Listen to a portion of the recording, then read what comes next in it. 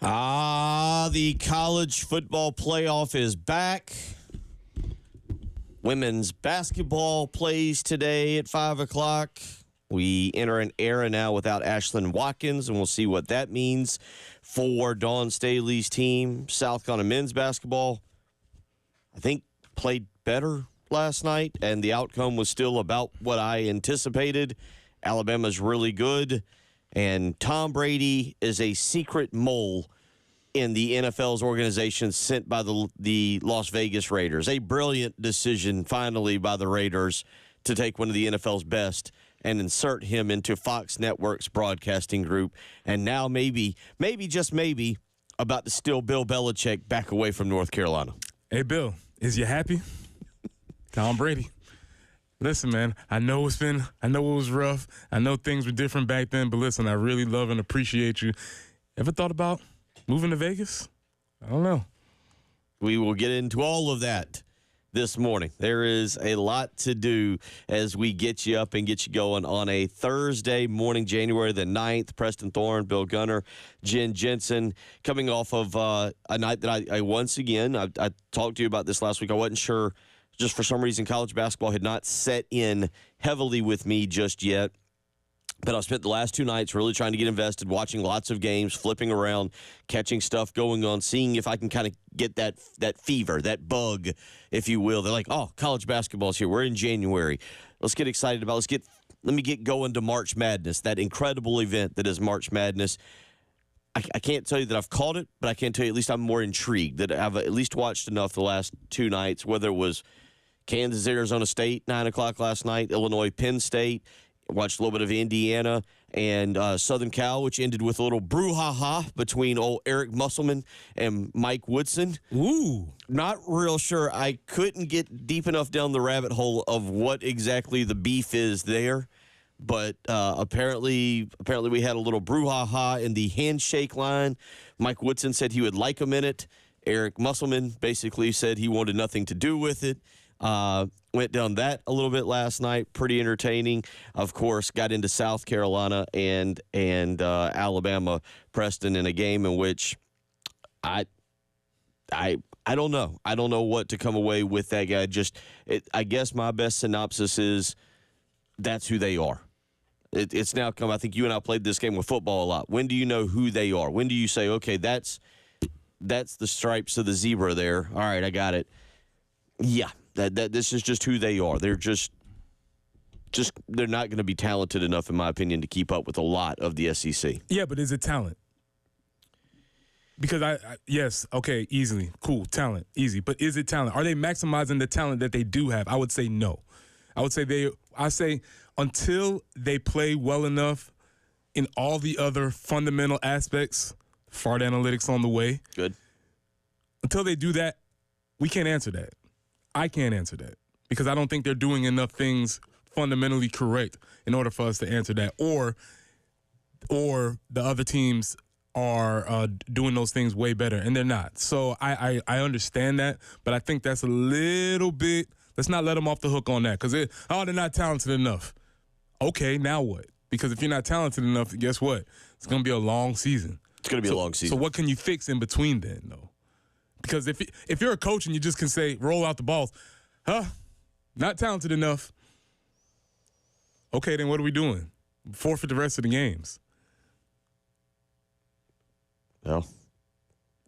I disagree with that, man. I totally disagree with that. That can't be an answer. Last night, again, I don't think they played awful last night. Now, Alabama's number 5 in the country, and Alabama's really good, and Alabama's preseason number 1, and Alabama's second team – Alabama's second team is really good. And last night what Alabama did essentially was they didn't play anybody more than 30 minutes. Mark Sears was the closest one. He was right there at it, 29 minutes, 59 seconds.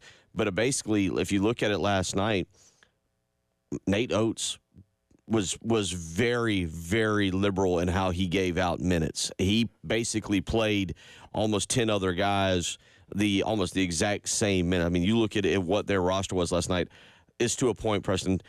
And look, again, I don't want to put down South Carolina because aside from a few plays here and a few plays there that you always wish you had back in a basketball game, I felt like this was a decent effort from South Carolina.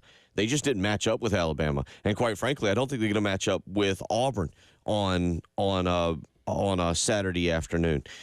There are deficiencies on this team. Some of it is talent-wise.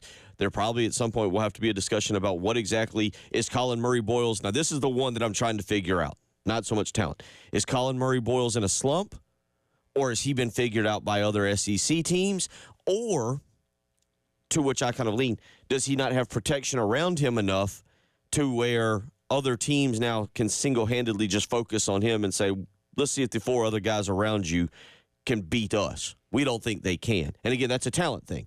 But we'll get into a lot of that. You mentioned the FART analytics. We'll get into all of that this morning. Because, I want to say this for the team last night. I thought there's always going to be plays, good or bad, that you wish you had back and said, oh, man, that play, maybe we should have done something here. Maybe we should have. Cam Scott threw a behind-the-back pass late in the game, and I think it was kind of one. I don't know if you were still watching at that point, and I was the one, whether both on this radio show or on Twitter last night, I was like, let's see what Cam can do, and he threw that pass, and he'd only played about 7 minutes at that point. I was like, oh, well, okay.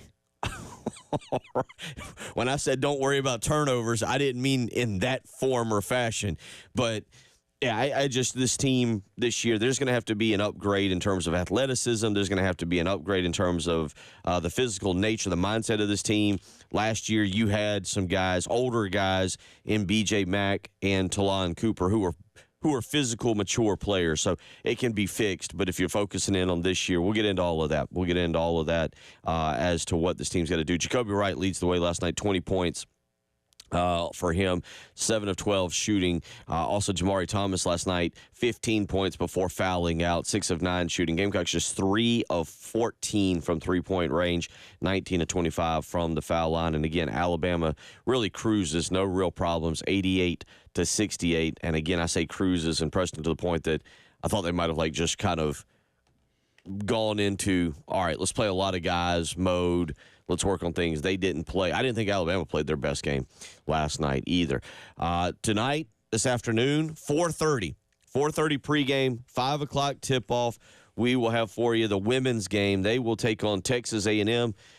Preston, there's no such thing as a tune-up game in the SEC in women's basketball, but if you look at the schedule for the next few weeks, you're kind of like, boy, you better get the kinks out from whatever you're trying to figure out without Ashlyn Watkins this afternoon. 4:30 pregame, 5 o'clock tip-off. Texas A&M not ranked. That changes very dramatically with ranked teams coming up on Sunday. But get tonight's win first. Yeah, you have to win. You have to win tonight. But more importantly, it's not if you win, it's how you win. They're going to have to try and figure things out without Ashlyn Watkins patrolling the middle. As you talked about, I'm really curious to make the correlation between what you said about CMB in the men's game not having that protection. Well, Chloe's been having a good season this year with the protection of Ashlyn Watkins. How does that play out without actually having that type of protection around her to take some of the pressure off her? So there's going to be a couple of folks who are going to have to adjust to their new roles.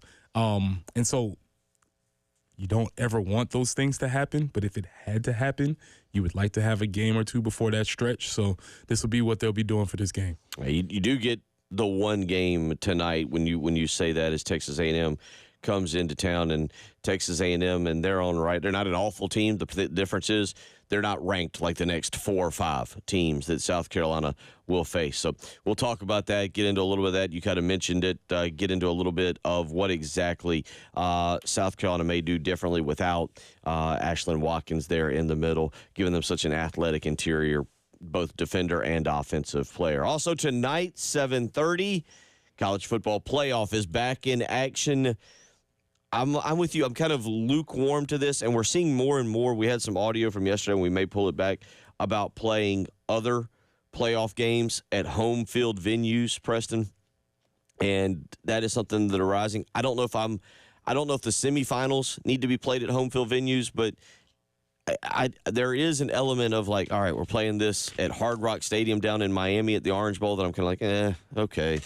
All right, Penn State, Notre Dame. I'm lukewarm to it. It'll be on TV. I'll watch it. But it better be very compelling early on to keep my attention. Yeah, I mean, I've already made my feelings clear. I'm good. I'm good. I will watch it, obviously, because I'm a college football fanatic, part of my job. But I'm good. Like I said, I've seen enough college football. I've got my fill. I know they're still offering more, but I'm fine. So we've got that tonight. We'll get into some college football playoff discussion. James Franklin being James Franklin. And then Notre Dame, who is just, I feel like, universally not liked. There is no middle ground on this. You're either like, yeah, Notre Dame, I'm a fan. I grew up a fan. They were the only thing on television back in the 70s and 80s, and that was all I know. Or you're like, I hate those guys. They're snobby. They have to stay an independent. They should be getting in a conference. Yep, you've grown up like Jen Jensen, who was maybe around him and heard too much. Is that correct? Yes, it was basically a religion to not like them. Okay, see? And I don't think that's overdoing it at all. I think you're being There's a lot of lovely people who go there and have graduated from there, but as far as, liking them in sports, yeah, no. They were a lot lovelier and a lot nicer before they went there, though, correct? Yeah. But they're still friendly after they've come out of there with a college graduate. You're still friends with them, but maybe absolutely. Maybe if they don't get a Christmas card, it's not the worst thing in the world. Yeah, pretty much, yeah. It's a good school, great education, don't have any problems with that, but yeah, just can't like the school. Because it just seemed like forever, like you said, they got the TV contracts. It's they just kind of got everything, and it just seems to continue to play out. Preston's got a good question that we're going to get to this morning. From least likable on down, we'll get you to rank the final four teams. Ohio State, Texas, Penn State, Notre Dame. We'll get into that a little bit this morning. Who is the least likable of this group of remaining teams? We'll get into that a little bit this morning. And then coming up at 7:35 this morning, we'll put to close the Lawyer Lisa Special Teams Contest, Preston and Jen. It comes to an end. No special teams touchdowns, but we're going to honor the word here. $1,300. We'll have a drawing, and we will have a winner. So make sure you tune in about 7:35. If you've registered, all you had to do all year was go to 107.5 The Game and get registered. And if you're registered, you're in the drawing, and you could win $1,300. A good way to start 2025. Yeah, good? We good on all that? Let's do it. We're all on the same page. All right.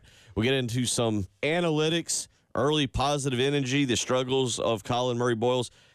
Is he a little bit more of what he's shown against these athletic teams? Does he not have enough help? Is he in just a sophomore slump? Is it just as simple as that? We'll talk a little bit about that when we come back. You're listening to Preston Thorne, Bill Gunner, Jen Jensen. It's the early game.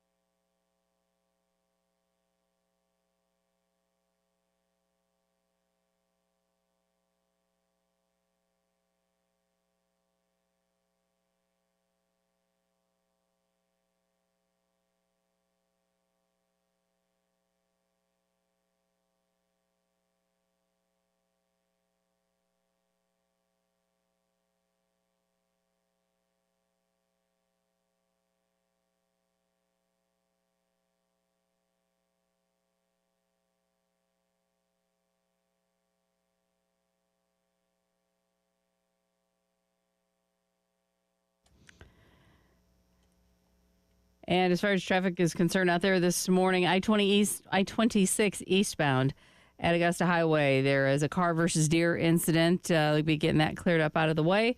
Aside from that, things moving along fairly well. 45 with sunshine today. Overnight low again, 23. Tomorrow, 37 for the high.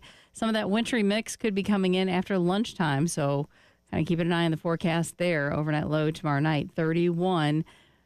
Right now, though, it's a chilly 28 on 107.5 The Game.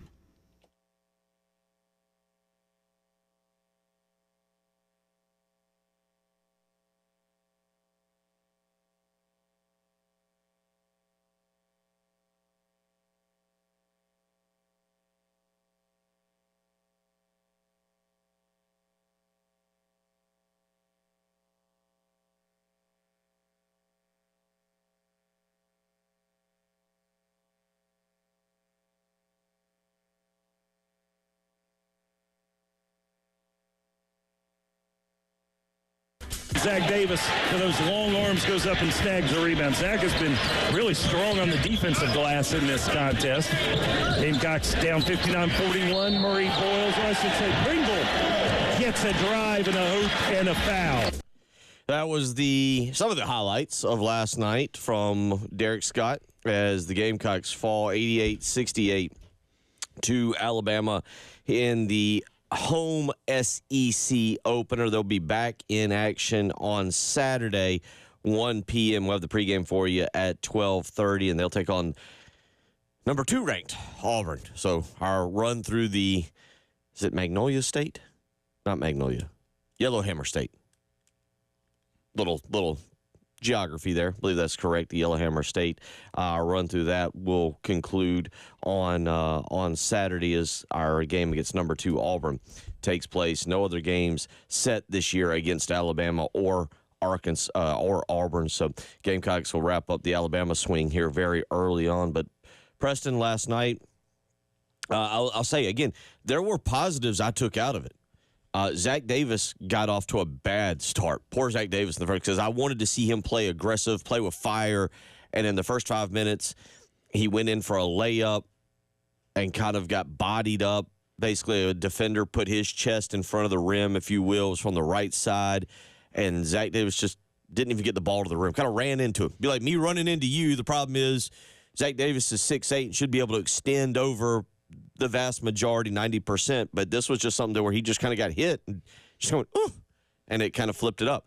Then he went down. He's in position to grab a rebound. He's 6'8". He's got long arms, and he just kind of stands there. And an Alabama player literally comes from underneath the basket, out of bounds, out-hustles him, grabs the rebound, and gives the Crimson Tide a second chance. And then, if that wasn't enough, Zach Davis fouled a three-point shooter who was making a three-pointer right in front of Lamont Paris. Like, let me tell you, as a basketball player, it's never good to foul a guy shooting a three-pointer, especially when he makes it, but it's really bad to do it, like, literally with your head coach standing less than 3 feet away. Yeah, that's a bad look because you gotta foul him and just keep going. Or just walk to the bench. Just go straight to the bench. Don't pass go, don't collect $200 straight to the bench because you know what you did wrong. I will up that sequence because Cam Scott had a very freshman-esque sequence at one point in the game where he got the ball stolen, got crossed over, and then also fouled the guy for an and one. I was like, ooh, that's not going to be on his highlights. So, yeah. He didn't hang around on the court much There was a couple of sequences where I was like, ooh, that's a rough bet. Then you also added Zach, and I thought about you where Zach made a three-pointer. However, it was a step-back three-pointer with about 12 seconds left to go in the possession. I was like, I don't think that's what Lamont probably wants out of that possession, but he made it. And so I was like, it's one of those things where I was like, I don't think that's a good thing that he made it. Yeah, that's the one where he lets it go, and you're already turning to send somebody in, and one of the assistants goes, he made it. And you go, all right. Never mind. Stay down there. He gets to stay in for this possession. The step-back three with 15 seconds left in the possession, don't know if that's what you're working for. But I thought Zach Davis turned it around after that first 5 minutes. And I thought he had 10 points. He had 5 rebounds. He had 2 assists. He had a block. I thought he really played better as the game went along. And then along with that highlight, I thought Nick Pringle really played with effort, played aggressive. He played like a guy trying to prove something to his former team, and he finishes with 13 points, 6 rebounds. Yeah, he did have 3 turnovers, but I thought, Preston, that those 2 guys in particular last night, they gave it. Again, Zach Davis, I thought, played 35 minutes. He ended up playing 28, but I thought he played the final 35 minutes of the game very well. I thought Nick Pringle gave it his all. I felt like Nick Pringle, again, maxed out who he was last night, if you will. But that's who he is, and that's what it was, and it's just not good enough. Yeah, so it's interesting to see Nick because we haven't had, in the Lamont Paris era, we haven't had a really above the rim guy or a guy who you could throw the lobs to or sort of play that type of game with them. So that is something that they have in their arsenal. They ran the play early, executed it. But there's going to have to be more of that because we have to decide who's playing what positions, as he talked about. Is he protecting CMB? Are they playing Twin Towers ball? What exactly is the way that this offense is set up? And after watching them for a couple games, still don't know. Still don't know who the game goes through or who it goes to or what they're trying to accomplish. Yeah, one of our buddies that usually calls in, Rich, he says, too weak, not big enough, or strong enough to defend Bama. Bama equals men, us equals boys. The margin of error is real small. That I guess is also when I say talent, yeah, and I mean it, and this is what I'm going with. Nick Pringle gave it his all last night. I don't know what I expect any more of Nick Pringle from last night. 4 of 6 from the field. He was 5 of 9. I know you could say, well, make 4 more free throws and be perfect from the foul line. I thought he played as good as he could. Again, I thought Zach Davis played really, I shouldn't say really well because you lose by 20, but I thought Zach Davis played to a level where you would expect the game to be closer. Jamari Thomas does some stuff that just drives you crazy, but he also kind of plays with a high level of energy and effort, and he finishes with 15. And Jacoby Wright did some good things, but you still lose by 20. Yeah, and as you said, the margin of error, because if you're saying there's a lack of talent, there's going to be a slimmer margin of error, so you can't have turnovers. You can't have less assists. You can't do any of those things because you don't have the talent to compensate for when you make mistakes. So that's going back to Mick Croonan. Mick Croonan said the phrase delusional. As a team, you have to know who you are. And this team needs to know that, hey, we might not be as talented as some of these other teams, but there are ways we can win. The ways that they're currently going about playing will not lead them towards victory. 803-404-6100. I apologize, Jen, but one of the guys, let's play number 4 here in just a second on Colin Murray-Boyles. We just mentioned all those guys. The guy that is expected to step up, that is supposed to kind of lead the way, Colin Murray-Boyles. He's done it this year. He did it in a big way against Clemson, but last night, 1 of 6 from the field, 6 points, 8 rebounds. Let's listen to Lamont Paris. This is Lamont after the game talking about Colin Murray-Boyles struggling again. Well, I mean, today I think it was personnel. I think that's a hard guy for him to score on. Colin is strong. Mm-hmm. That guy is strong. And that guy has a combination of, and if you look at both of these games, right, it's Matthews in that game. Diabate today. Yeah, so yeah. The common denominator is you have a physically capable defender from a strength and power standpoint, which you have to have if you're going to guard Colin. And then those guys also can move laterally as well. And most players don't have the combination of both of those things. They're usually either one or the other, but both of those guys had both of those. And then he just, he didn't get to some of his moves weren't strong moves. He went away from the basket, got himself pinned behind the backboard on one of them, missed one that, was a good opportunity, got fouled a couple times or one time on a good hard drive. And so it's still a work in progress. He's got to continue to develop as an offensive generator of offense. I'm interested to see where this goes for Colin Murray-Boyles. I mean, look, I don't think he's a bad player, mind you, at all. And the numbers bear that out. He's averaging 15 points on the season. He's had some really good games. But now, against more physical, athletic players like he would see in the NBA, he is scored 5 points against Mississippi State and 6 points against Alabama. That's a far cry from scoring 22 against Presbyterian, 15 against Radford. Now, we mentioned, look, he carried them. He led the way against Clemson. He had 22 points in that Clemson game. So don't want to take that away from him. But, Preston, I'm really interested as we go through the next few games, and I talk to some of these guys that I used to do scouting with, what they're hearing on the NBA front for him. Is he still a first-round pick? I don't know if you caught this last night. They mentioned there's 25 NBA scouts in attendance last night. They saw what we saw. And sometimes it is that simple. Like, there are issues against taller, more athletic players for him. Yeah, the folks were in attendance. They were there to watch both teams, obviously, but eyes were on him. This is why they talk about the sophomore slump, because it's no longer a surprise. He's not going to walk on the court and people be like, oh, who is this kid? No, everybody knows who they are. They scout them. They know exactly everything about them, and that's going to be part of his. That's going to be part of his learning process. He's going to have to learn how to adjust to their adjustments of him. So we'll see. 803-404-6100. We'll continue talking some South Carolina basketball, get into the FART analytics that we have, and we'll also get into a little bit of Dawn Staley's team. Again, they set to play later on today, 4:30 pregame, 5 o'clock.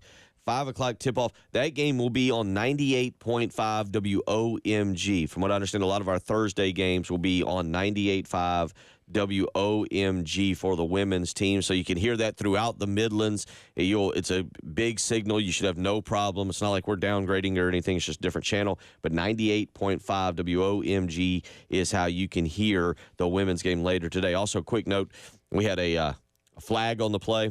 We have been told we will move back the Lawyer Lisa drawing to tomorrow, 7:30 tomorrow. So you can still register. You can still register. They're going to give you one more day. They decided they wanted to include everybody, so go to 1075thegame.com, get registered. We'll do the Lawyer Lisa drawing at 7:30 tomorrow for the $1,300. 803-404-6100. It is the early game.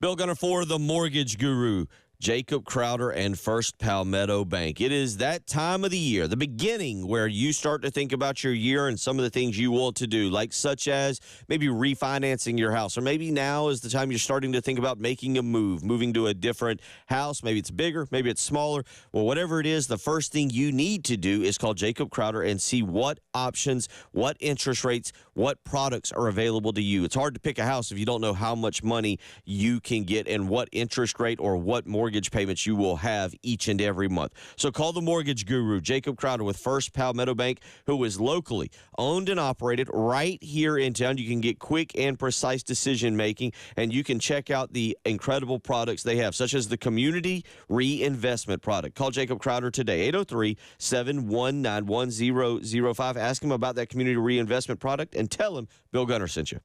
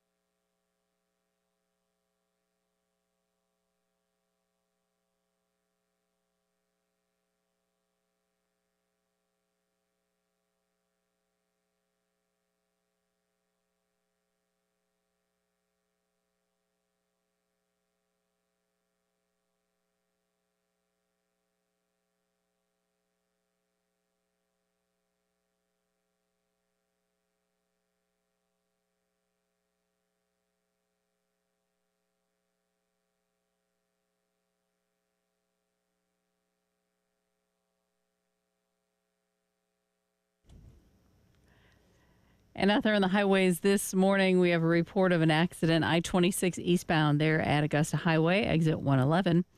And Highway 1 at I-26 also showing an accident there. So it might be on either side that you're kind of watching for traffic slowdowns in that area. And as far as forecast goes, 45 is what we're looking for the high today. 37 tomorrow. Wintry mix could potentially be coming in sometime after lunchtime. So we'll kind of be keeping an eye on that.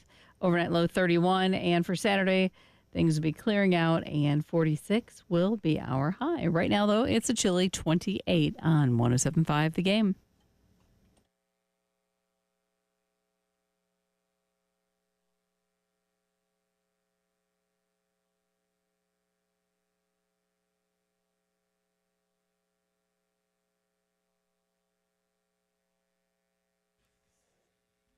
.35 as we roll along here on your Thursday morning, January the 9th. We'll get into some college football playoff discussion and, of course, some women's basketball. We're kind of discussing right now some South Carolina basketball. And one of the things that happened last night, Preston, is the team I thought came out of the gate with a good set of energy. And I apologize, Jen, but let's play number 8 here. This is Coach Parrish after the game talking about early positive energy. A lot of energy early. We were good. We had them. They picked the ball up, and when that happens, we call Dad. He probably heard me yelling it a lot during the games if you were paying attention. That happened more in this game than before. We were pressuring the ball. We stayed in front of the ball, which means they didn't pick the ball up, in which case we get aggressive as our other defenders. We get aggressive. We did that a bunch over the first 5 minutes. We did. I mean, just in the first half in general, I thought there were a decent amount of times that we got to that situation, which is usually a pretty good indicator of how active we're being defensively. So I thought we had really good activity. Some of it comes down to subbing.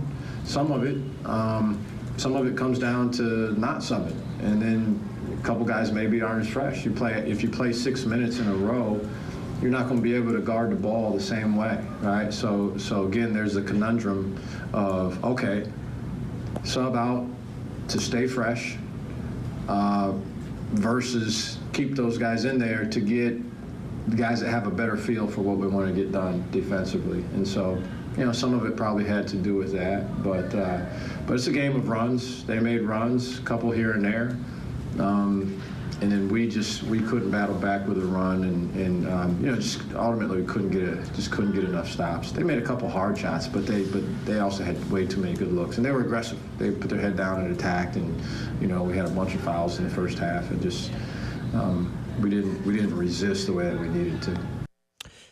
You've been a coach. You've been a college player. We've listened to Lamont Parrish. What do you take away from what you're hearing from him, kind of analyze the first few minutes, but also the overall game? Again, always when I listen to Lamont, I learn about basketball. I never understood. I never heard that term before, but it makes a lot of sense. If the player picks the ball up, Now we can get more aggressive in our defense. We can cut off passing lanes. We can do those things. And you notice that's when those teams start to swarm. That makes a lot of sense. Seems like I did see that a little bit more earlier, and you see it feels more active, and that's when you can start getting teams to be forced later in the shot clock. The conundrum that he talked about, though, is you have your guys who know what you want to do on defense and can do it, but they get tired. So do you bring the second guys in, the second line or a second group of dudes in, hoping that they can bring the same energy, or do you stick with the first guys? I don't know the answer to that question. What would you say to that? For Lamont, in a perfect world, you're like Alabama, where you bring your second line in, and Alabama's deep. And it's the same thing that Dawn Staley really deals with on a night-in, night-out basis, where she's deep enough where if you can keep your personnel more fresh, but also your talent level up on the you like last night, Cam Scott goes in and we kind of like, and he's struggling. And he looks lost. I mean, he just looks absolutely lost on the floor right now. So you're not going to, number one, you're getting a guy who's doubting himself. So now he's playing slower. So now he's not playing as aggressive as what we just talked about. Arden Conyers is still a redshirt freshman. He played 19 minutes, almost 19 minutes last night. But early on, he didn't look like he knew where he was at and what he was doing. It took him, he really only played about the last 3 minutes of his actual game time, looking comfortable and willing to take shots. They don't have the depth. They don't. Morris Ugasuk comes in, but his game isn't, to me, he's linked and he's smart, but it's not that aggressive kind of gnat in your face kind of. They don't have it, Preston. I mean, you go back last night again. Let me give the difference in times. South Carolina's 5 starters. South Carolina's 5 starters all played 25 minutes or more. Mars Ugasuk is the only other guy who played 20 minutes. Jordan Butler played 10. Arden Conyers played 18.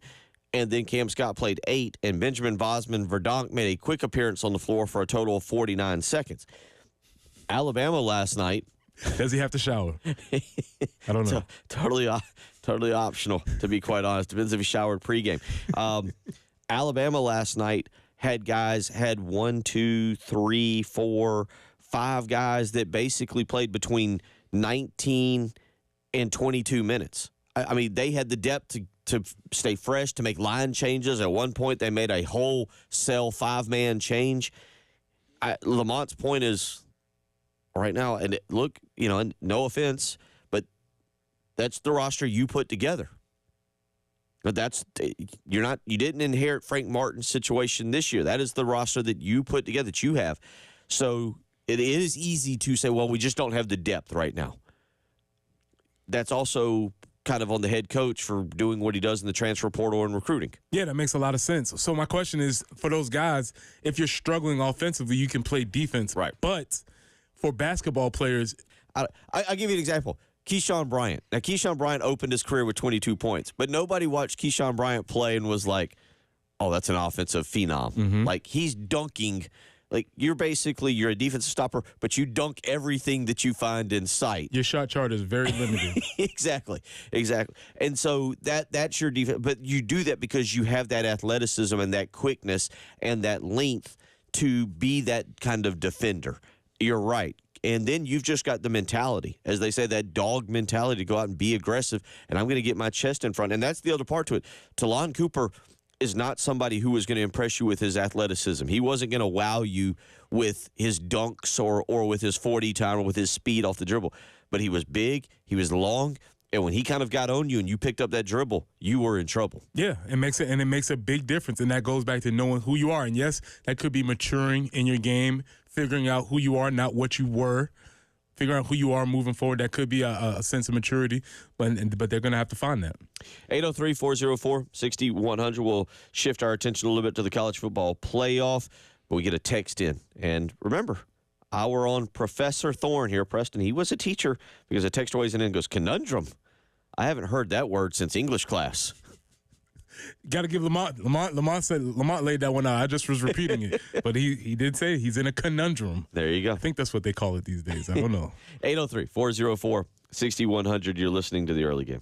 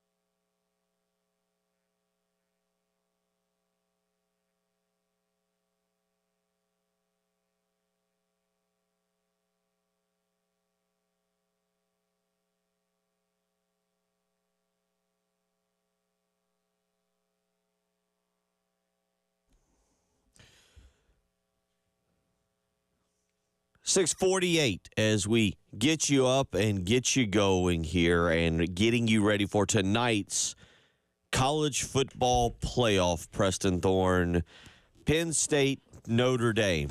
Two coaches that I think are also intriguing. You've got Marcus Freeman coming in. Now, with the 12-team playoff, a little bit different, given that Brian Kelly essentially left Notre Dame because he didn't feel like he had as great a chance for the playoff to go to LSU. Go to a 12-team playoff. I think this is a complaint, and another reason why a lot of people dislike dislike Notre Dame. They're not in the conference. They can dictate their own schedule. They can lose a game to Northern Illinois. It's true. And still be there. But if we're being honest with ourselves, if we're being completely honest, Marcus Freeman is one handsome man. He's a good-looking coach. Maybe number one. I was going to say, if we did the good-looking coaches, he's definitely a top three. He's a winner, man. He's got a beautiful wife, like 20 kids. They all love him. They run up to him. He's the head coach at Notre Dame. He's not even 40 years old yet. And our guy, James Franklin, took note of this. Jen, clip number 10, please. Please roll this. But it'll be a great game, and we're really excited about competing. I'm looking over here at Marcus, and how old are you now, Marcus? 38. I mean, look at the hairline on this guy. I mean, envious of his hairline in a lot of ways. But Marcus has done a phenomenal job. That might have been the most sincere thing we've heard out of James Franklin's mouth in his career. He looked over at that young, handsome 38-year-old man and look at that hairline and he said, golly, because I feel you, James. I, too, am a member of the Bald Head Society, and I want to let everybody know one thing really quickly here. I am intrigued now because of this very simple fact. You may or may not know this.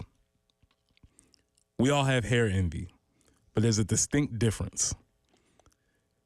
White men have envy of the length of hair. They tend to get infatuated with how much hair somebody has. Oh, he has a nice head of lettuce. Black men are intrigued by the hairline and hairline only.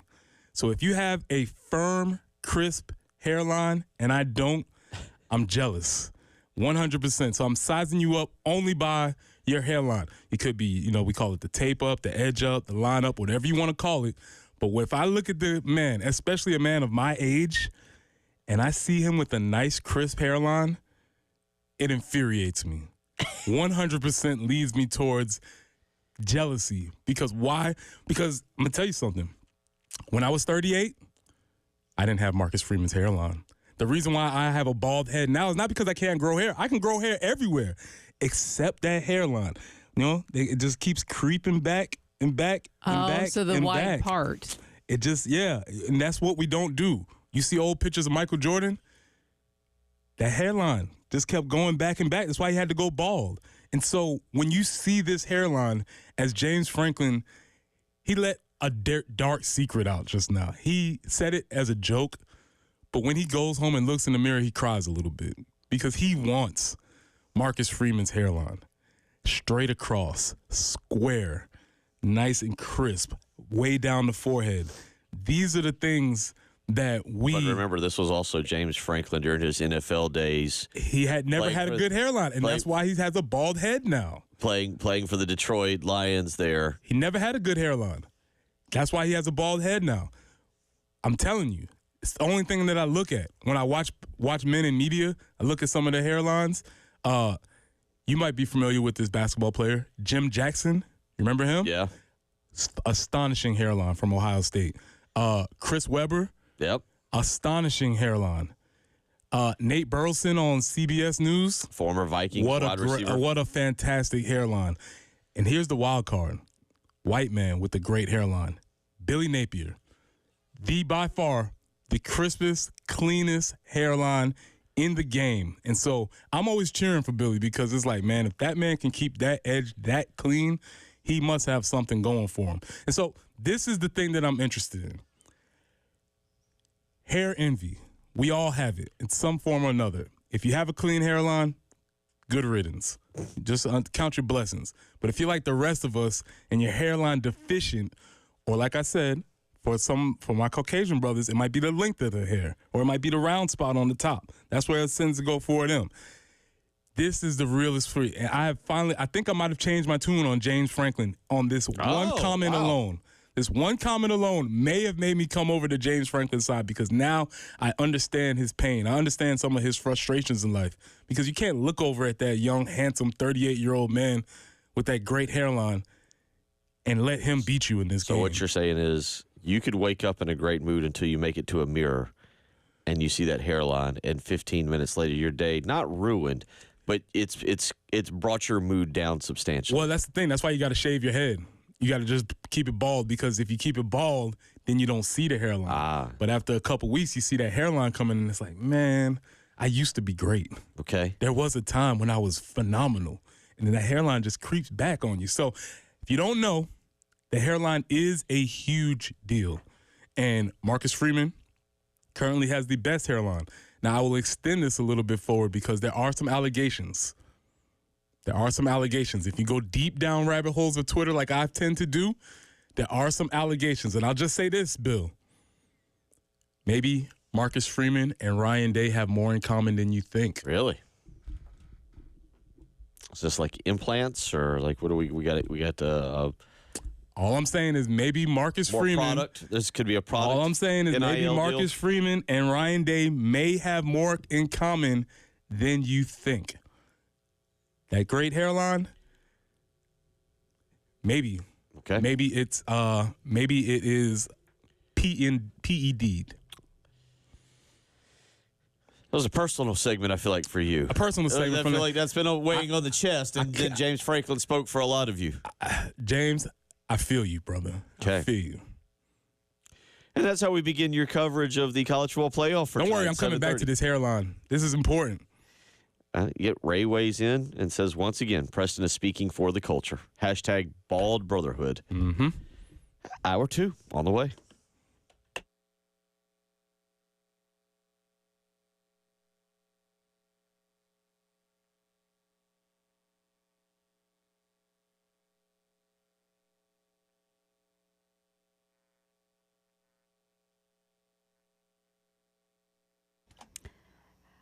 They say perfection is a journey, and our journey, it led us to Carolina Stone Craftsman just outside Columbia in Chapin. We did some renovation in an upstairs bathroom and in our master bath recently, and had to replace the cabinets.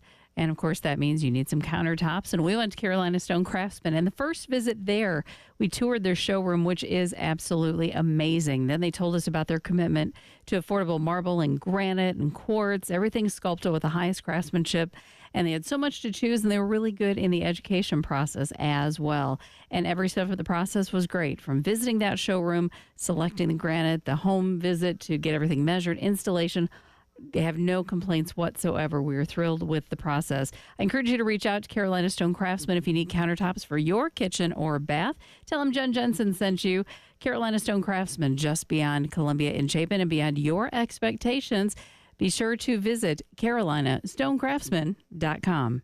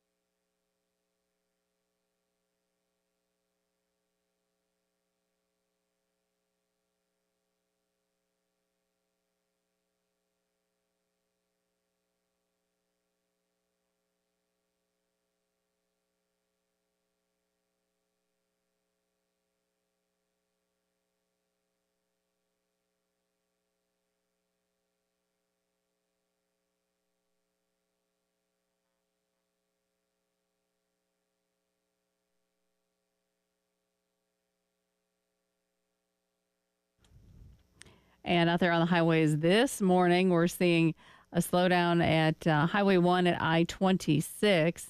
Also, the 12th Street extension near I-77, an accident there.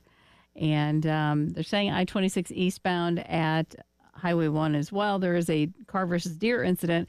Working to get that cleared up. Do be careful because if you see a little bit of water on the highway, it could have frozen over in the night. Sometimes sprinklers run and you might see a slick spot, so just be a little extra mindful. 45 today with sunshine, overnight low of 23. Tomorrow, 37 for the high, and maybe in the afternoon and evening, that's when the potential for that wintry mix could be coming in. Right now, 28 on 107.5 The Game.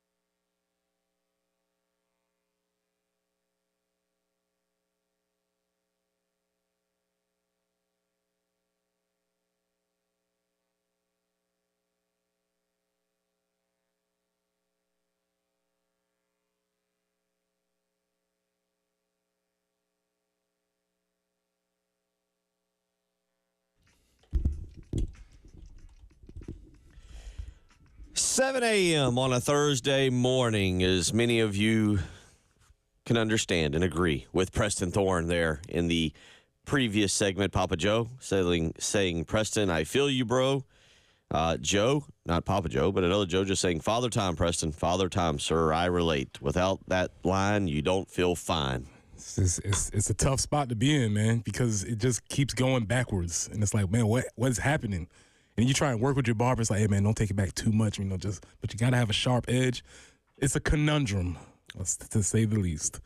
The co-pilot weighing in, my father and brother both started turning green in the early 30s. Here I am in my mid-40s, solid dark hair. I understand when people hate on you for having good hair. So a lot of you. You are blessed, sir. You are blessed. A lot of you hearing Remember, that. When the times are tough and everything doesn't seem that it's going right, just look at that beautiful head of dark hair and just be like, all right, I'm doing okay. A lot of you doing okay. Understanding exactly what Preston Thorne was talking about as we come off of last night's South Carolina 88-68 loss to Alabama in college basketball. We start to kind of get you ready for tonight's college football playoff, 7:30 tonight.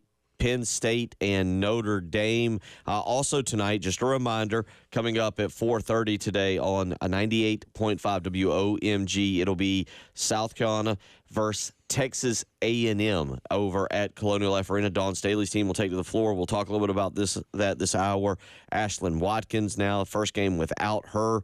Gamecocks have played some games without her, so it's not that huge. It's a huge deal, but also they've adjusted a little or had to adjust a little bit. We'll get into that a little bit, but talking college football playoff here and what we get tonight, and that was what led Preston to hear James Franklin look over at his press conference buddy, the good-looking 38-year-old Marcus Freeman, who's just living the life, making a lot of money, coaching at a prestigious program.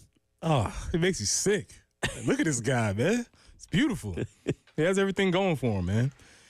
And that brings us to tonight's game where Preston, we got a couple upstart programs here, a couple teams rising from the ashes. Penn State, Notre Dame. Who would have ever thought two young upstarts? That's why we had the CFP, so that we can have more room for underdogs like Notre Dame and Penn State to make their way into this. What it's also done is give Big Game James a chance to win big games. He's now beaten SMU. He's beaten Boise State. He's turning the narrative completely around. This is true. He has a chance to change everything. And there was an interesting article in the Athletic about how these four coaches, each one of them has an opportunity to write a brand new narrative about themselves based on whether or not they win this game. Obviously, we've talked about the idea of Big Game James and his struggles against top ranked teams. That's been a thing that started to follow him in his career, and it's picking up steam. He has a chance to absolutely change that. Marcus Freeman has a chance to maybe become the face of college football. You know, he wins a national championship at one of the most prestigious universities as a guy that's under 40 years old. He has an extremely bright future ahead of him.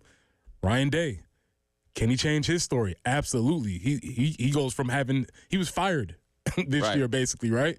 Sark, his ability. I didn't realize they called him this nickname for Sark. 7-game Sark. That was his nickname, apparently, at Washington and other places where he was coached at. So each one of these coaches has a chance to turn themselves into somebody that we respect as a national champion. So if I'm trying to find some juice in the games, that does intrigue me. I didn't think about really the aspect of changing narratives, because even Marcus Freeman has had some really ugly losses in his tenure. Northern Illinois, Marshall. Yeah.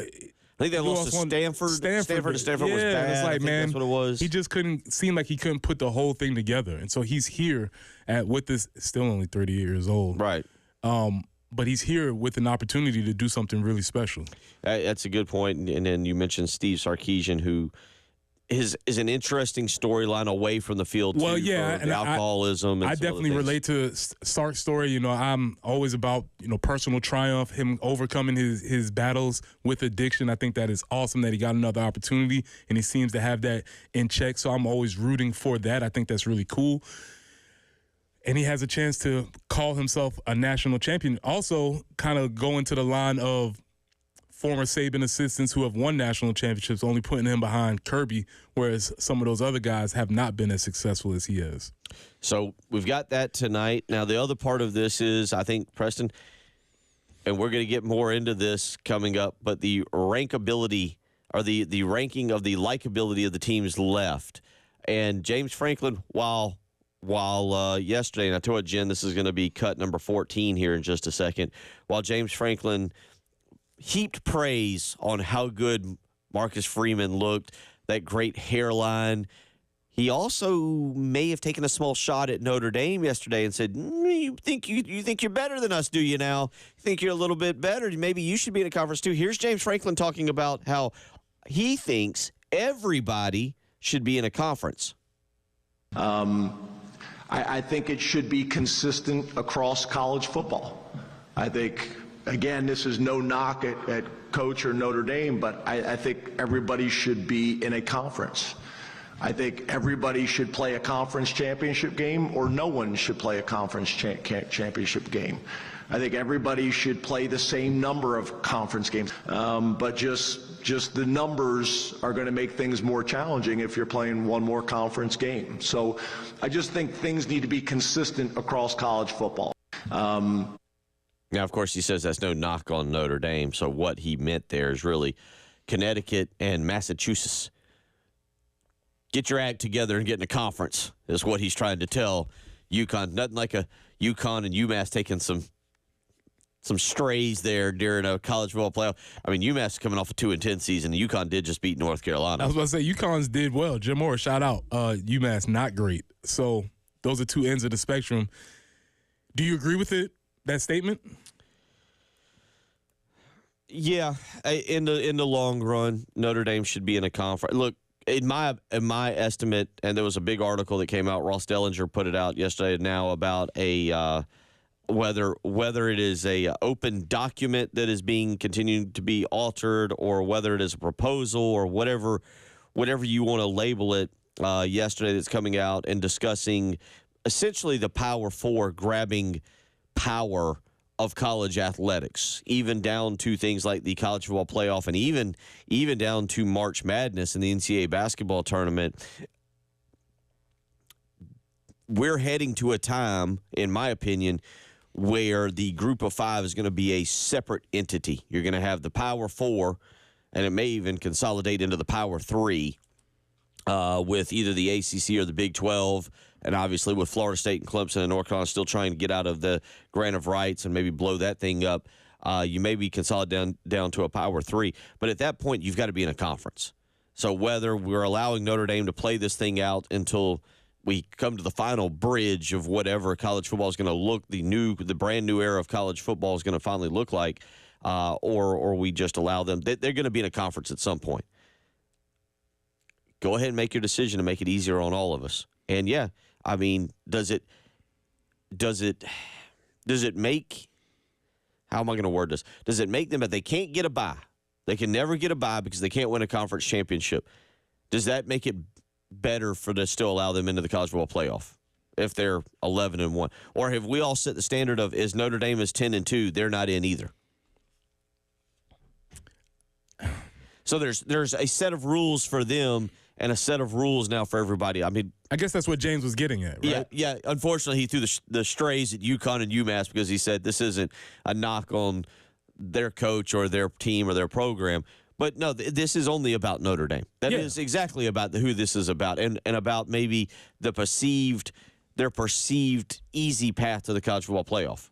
Well, the games that they're supposed to have, whether it's USC or, they did that funny deal with the ACC where they played a couple of ACC games, and that was supposed to take care of some of those. So they've been trying to have it both ways a little bit, trying to play both sides of the fence, where they get the benefits of playing some of the ACC games in conference, and they get this chance to play their traditional rivals. Unfortunately, their traditional rival, USC, has not been very good, so that doesn't add to their strength of schedule. And also, I think that stems for a lot of the angst and a lot of the maybe envy towards Notre Dame because they're everywhere all the time, and they operate outside of what everybody else does in college football. Hey, let me give you Notre Dame's schedule for next year, and you because if this is going to be your independent schedule, I'm okay with it. I'm okay, and we can come back to we can circle back to their 2024 schedule. But this is what they have in 2025. They're going to open the season in Miami against the Hurricanes. It's going to be your opening weekend game, Notre Dame and Miami. Great game there. Sounds like a lot of fun. Saturday, then they get a bye week. Then they're going to host on September 13th. They're going to host Texas A&M. Purdue was bad this year, but Purdue perennially is not a bad program. Like, it's not Notre Dame's fault that Purdue is absolutely atrocious right now. It's not a rivalry game per se, but those two teams play each other. But Notre Dame and Purdue, it's not their fault for that. But how about on September 27th, Notre Dame goes to Arkansas. Go visit Sam Pittman. Saturday, October the 4th. How about Boise State coming to Notre Dame? Bye week, Saturday, October the 18th, Southern Cal. It's not their fault that Lincoln Riley's in the middle of tearing that whole thing down, apparently.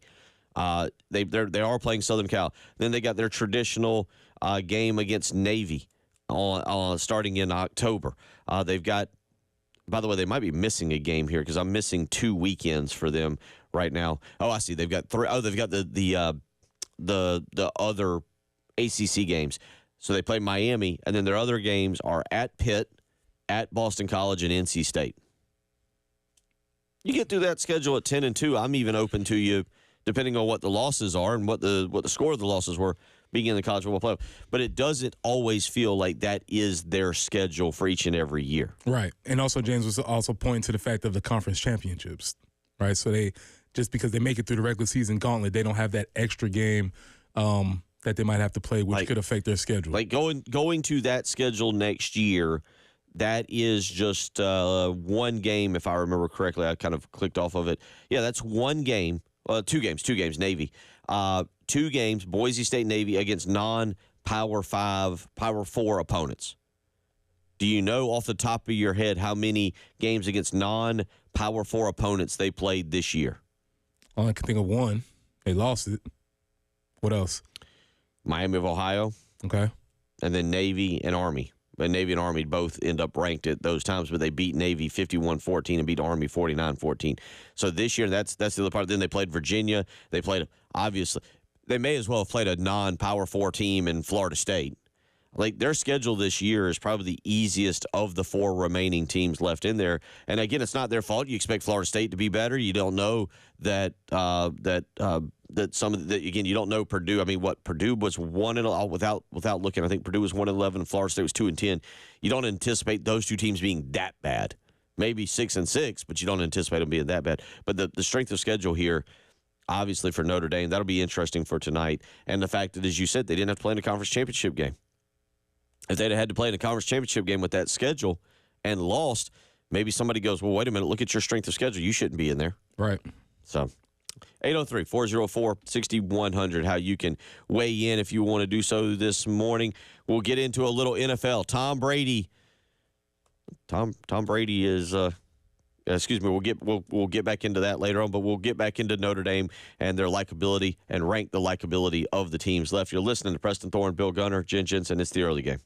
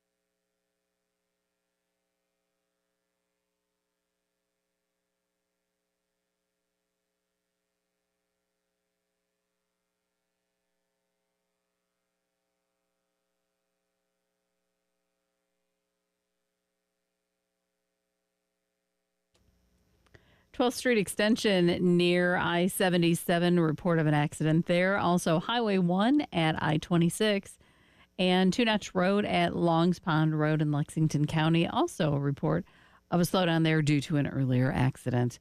Your forecast, it's going to be an interesting one. 45 with sunny skies today. We'll take that. 23 tomorrow or 23 overnight. And then 37 tomorrow. That wintry mix could be rolling in sometime after lunch. So kind of keep an eye on that. Overnight low 31. For Saturday, it warms up a little bit. 46 for the high overall. Right now, though, it's a cool 28 on 107.5 The Game.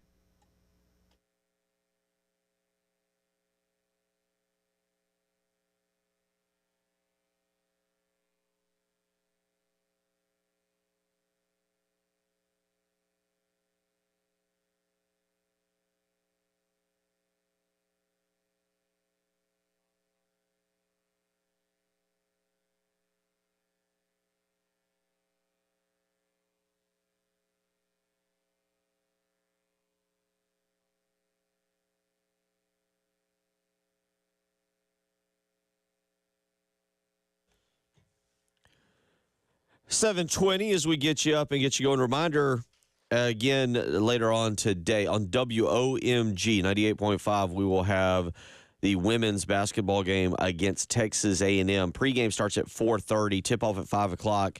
Tonight on 107.5 The Game, 100.3 The Game in Myrtle Beach, we'll have Carolina Calls with Lamont Paris, so you can hear that today. That's what we got going on around here. Again, the women's game, 4:30. Pre-game show starting. Again, it'll be on 98.5 WOMG in Columbia. And then 5 o'clock will be tip-off. And again, later tonight, right here on 107.5 The Game, 100.3 The Game in Myrtle Beach, you can hear Carolina Calls with Lamont Paris. So we've got a lot going on. We'll get back into some basketball discussion here in just a bit. But talking college football playoff, as Penn State and Notre Dame get things underway tonight, and then you've got Texas and Ohio State tomorrow night. I didn't look real quick. You just heard Jen say it's 28 degrees here. I assume all weather concerns are okay for Dallas. I know we got a lot going on in this country right now with the wildfires out in Los Angeles and the Palisades. Saw where they might move that game between, I believe it's the Rams and the Vikings, to Glendale, Arizona, if things continue. But I know earlier in the week we were talking about the Cotton Bowl weather and maybe extreme cold. I know the game's indoors, but it was more about getting fans and teams there, which they are all now, or the teams are both there. Yeah, our Dallas correspondent, Langston Moore, gave me a heads up and just said, it's coming. And so he said it was very cold in Dallas the past couple weeks, but I think that's going to be moving, and that's what we'll be getting on towards this weekend, as Jen said. So the likability of Notre Dame, Preston Thorne. Now, we've both grown up football fans. You went through the recruiting process. I'm sure there might have been schools you had always hoped you would get an offer from, maybe not necessarily schools you wanted to go to school at, but schools you might have always wanted to get an offer from. So let's start with you. As a kid growing up with Notre Dame, what was your stance on the Fighting Irish? Boo. I was not a Notre Dame fan because Notre Dame felt like everything that I was staunchly against. Like, I felt like if you was Notre Dame, you had to button your top button to the top. You know, you had to wear a polo and button it all the way up to the top button. Just was not a fan of the whole Notre Dame shtick, I guess. They were very good coming up for sure, and that's actually some of my earliest memories were like Tim Brown, Rocket Ishmael. Those guys were kind of some of my early college football memories for me. So they were definitely impressionable, but I was not a fan though. Was there any game or any? Because see, I can point directly to some games where I was like, oh, yeah, I don't really like those guys. And there's one in particular. But was there any games? Because you just mentioned Rocket Ishmael, Tim Brown, Tony Rice, who was from this state. Yeah. Like, I don't really remember those teams. I don't remember the Jimmy Johnson, Notre Dame, rivalry and everything. But there is a particular game that I remember. See if you remember it. That was the one. That was the one where I was kind of like, oh yeah, I don't like those guys. Which and it wasn't even necessarily the other team that I loved. I did like them more. But was there any game real quick for you that stood out? I can't think of any specifically. No. Florida State, Notre Dame. Okay. Charlie Ward. Okay. I'm trying to go back real quick and look through what exact year that was. I want to say 93 or 94. Sound like 93. Florida State went into Notre Dame. I remember it being hyped. It was the first time it's one of the first like college football games outside of South Carolina I really remember. And I remember the hype, and I remember what you're talking about, first memories yesterday. Jim Harbaugh, remember being born. But Florida State, Notre Dame, I believe it was 93 up there in South Bend, and it was 1-2. I want to say it was one of the first games that College Game Day ever went to. I believe it might have been one of the first games that College Game Day ever went to. Florida State was number 1, Notre Dame was number 2, and Notre Dame won 31-24, and then would go on to lose to Boston College at the end of the game. And Florida State, or the next week or the week after, and Florida State would end up playing Nebraska for the national championship. Okay. But that was the first time, and Notre Dame won, and I just kind of was like, I don't like those guys. That feels right. If I had to think back, who would I have chosen at that time period? It would have easily been Florida State. Yeah. Florida State was the cool school. They had Bobby Bowden was cool. Charlie Ward. They were running that spread offense. They were running this new offense. It's called the shotgun. Yeah. Ooh. They run every play out of the gun. Whoa. Isn't that amazing? Yeah. It was offensive innovation. Yeah, throwing it all over the yard. Charlie Ward was running around a little bit. He might throw the ball 20 times. So what do you believe the likability of Notre Dame is as it pertains to the 3 other schools? I'm curious to know. 803-404-6100. What's the likability? Let's rank them from most likable to least likable. Most to least. The 4 teams that are left: Notre Dame, Penn State, Texas, and Ohio State. 803-404-6100. What's your likability skills? And there could be a couple factors. It could be how you feel about the coach, could feel about the tradition of the teams. You could have a personal beef with just somebody in the fan base. I don't know. But I'm just interested to see what the likability is, because there's no underdog story that we can really sell here. There's no dynasty story of anything coming back. So I'm really interested to see how people are viewing this Final Four as it pertains to competition. We can do this. You can put really. I've never. Penn State, to me, is.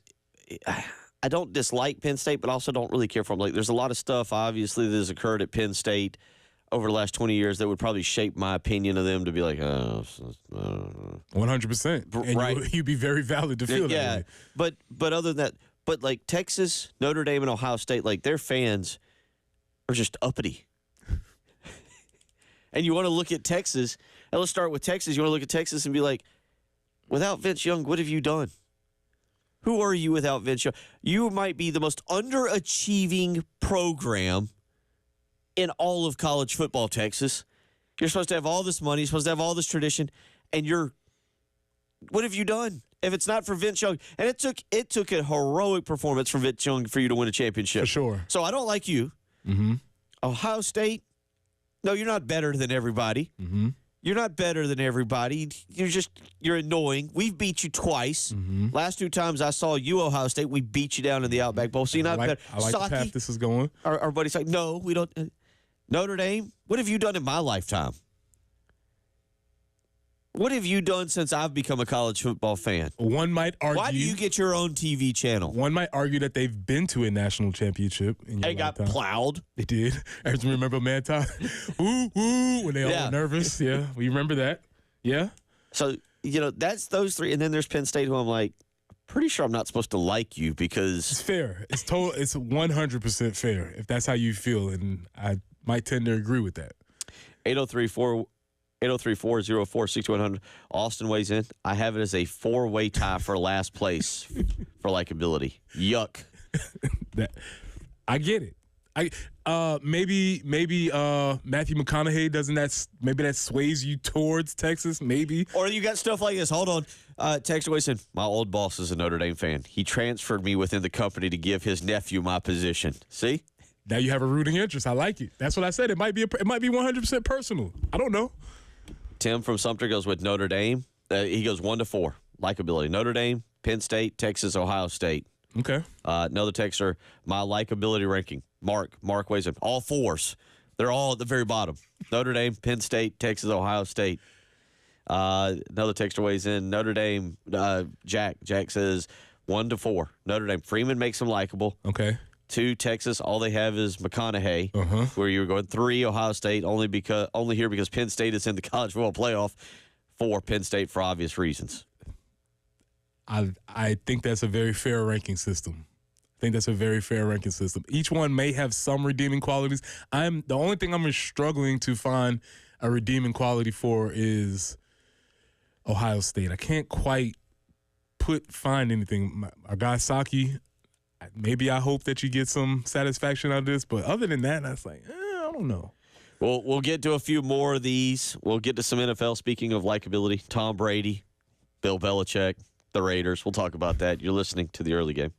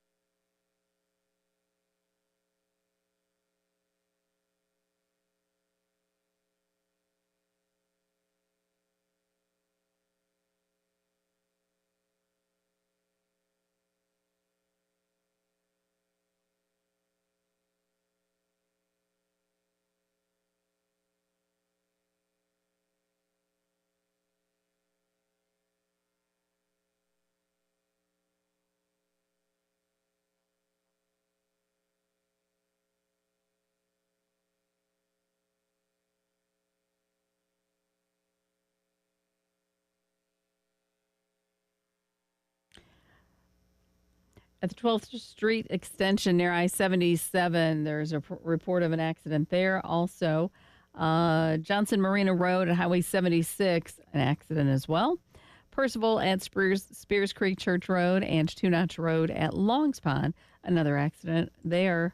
As we mentioned before, 45, that's going to be our high today with sunny skies. The overnight low again, chilly. It's going to be 23 getting up in the morning. 37 will be the high on Friday, and that wintry mix is still a possibility. Sometime after lunch, some of that might be starting in. 46 for Saturday with some afternoon and evening clearing and an overnight low of 25. So chilly as we speak. It's 28.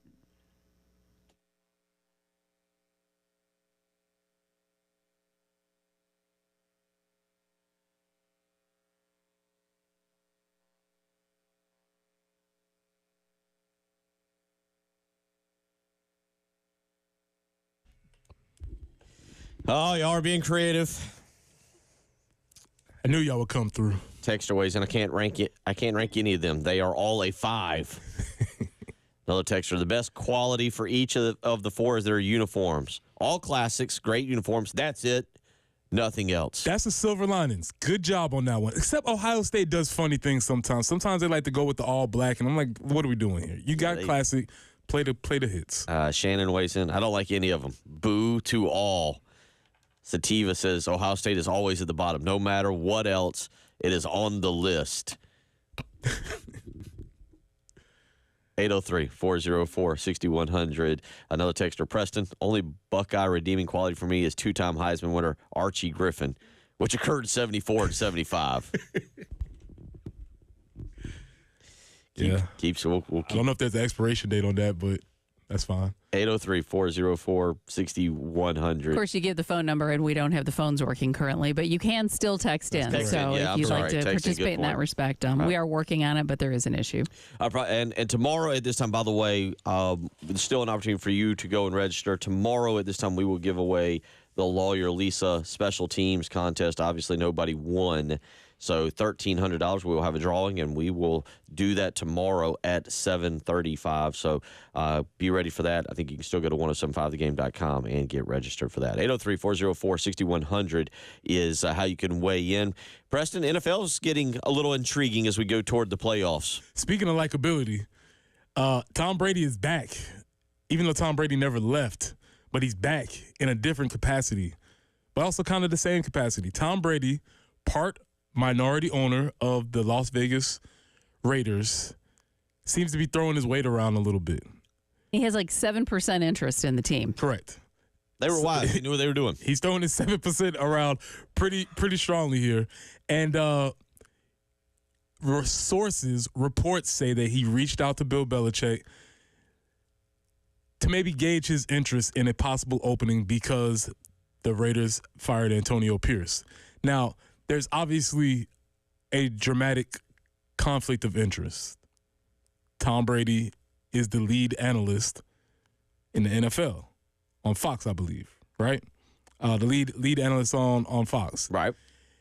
I don't know how they allowed it even to begin with, but how do you allow somebody to be a part owner of a team and somebody to be an analyst in the NFL also? That doesn't seem like he's going to be able to be totally objective or impartial in that situation. Yeah, I think that'll be a limited run on the broadcast. Yeah, and that's what a lot of people are suspecting. They say if you didn't catch Tom Brady, which he was by most accounts not very good at the broadcasting, if you didn't catch him last year, this will probably be it, because he seems to be going headfirst into organization with the Raiders. It's going to be very interesting to see, number one, what the Raiders do. Mm-hmm. They actually have some cap money. They actually have some picks. They have some stuff. They don't have enough where you're like, man, that's an ideal situation. They also aren't in such a bad situation that you're trying to figure out how in the world they're going to get that thing turned around. So with all that being said, does Tom Brady want to step out of the booth where he's been okay? By the way, might have to put this down. For people that watched and listened, speaking of commentators, what they thought about Ron Slay last night. He was on one. We might have to just put that down to come back to that when we get back to the game. But because Tom Brady is an average analyst, and if he wants to go and run an organization and be involved in everything, maybe this is where he needs to go. And if he wants to reach out and bring Bill Belichick, there's another part to this that I think South Carolina fans in particular are tickled with, like that would make them love Tom Brady, is if he got Bill Belichick and they broke North Carolina's hearts. Yeah. Again, Like there's a part where we might have a Tom Brady day in Columbia, South Carolina, if Tom Brady were to get Bill Belichick out of not because their South Carolina fans are fearful. I don't know if there's any program in the ACC or anywhere that's fearful of Bill Belichick. This is more of a we can hurt North Carolina. They think they're so great getting Bill Belichick, and they're so excited. We can make them wake up on Christmas morning with no gifts. And I joked about this, and I was saying, Bill Belichick's going to have one ear open for sure. And I'm not convinced that if the right possibility comes along that he doesn't try and pursue that, especially as he's traveling and recruiting. And he has a big smile on his face right now. Seems very forced in the pictures that I've seen. He's smiling very hard. Like, I got to smile to keep from crying. I just wonder if there's going to be, if the right opportunity comes along, which Las Vegas Raiders might be, if Bill Belichick's not willing to listen.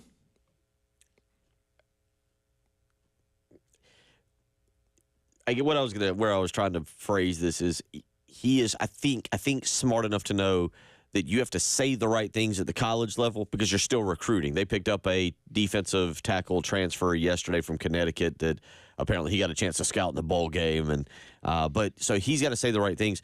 But I'm with you. Does he really want to be invested even in the very short period he's been at North Carolina? Does he really want to be invested in all this recruiting and the things you got to do? That's not the X's and O's and not the actual just coaching of football that can be very annoying to a lot of the older coaches these days because of how much it's changed. Now, that circles us back to Tom Brady and what exactly his involvement will be with the Raiders on a day-to-day basis when you're an owner. Look, it's a minority ownership, but he has a majority voice. Correct. Just because he only has 7% or 7.5% doesn't mean that they're not like, hey, Tom, can you use some of your connections? What do you think you can do? Who do you think you could get here? How can you help us make this franchise a winner? All right, you can do that. Go talk to him. All right, you can get that player. Go talk to him. You think you got a connection here with this coordinator? Go get him.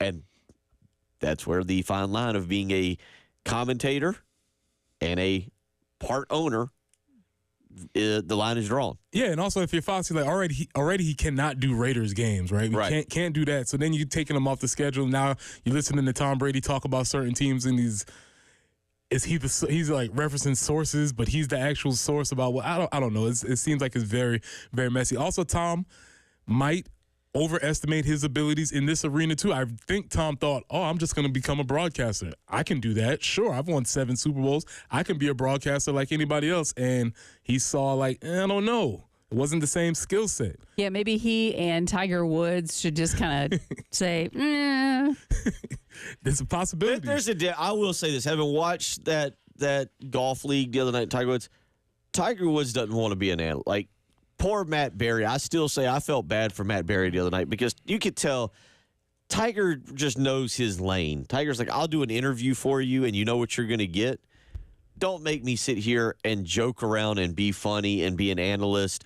And again, when Matt Berry the other night had to tell Tiger, they can hear you. You can give them advice. You can talk to him. And Tiger's like, I don't give advice. I got a team.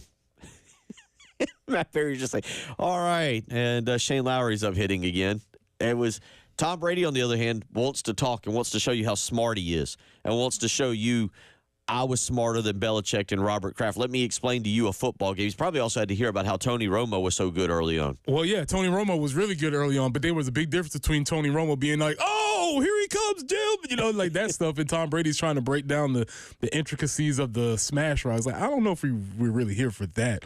We want to hear Tony Romo predict blitzes. That was cool. It was cool. But that seems to be – there's a conflict of interest there, and – seems like people are predicting that Tom will be done in the booth. We'll continue talking about it, get back into some basketball as well. And yeah, Ron Slay last night. Whew, boy, that was a lot. We'll talk about it. You're listening to the early game.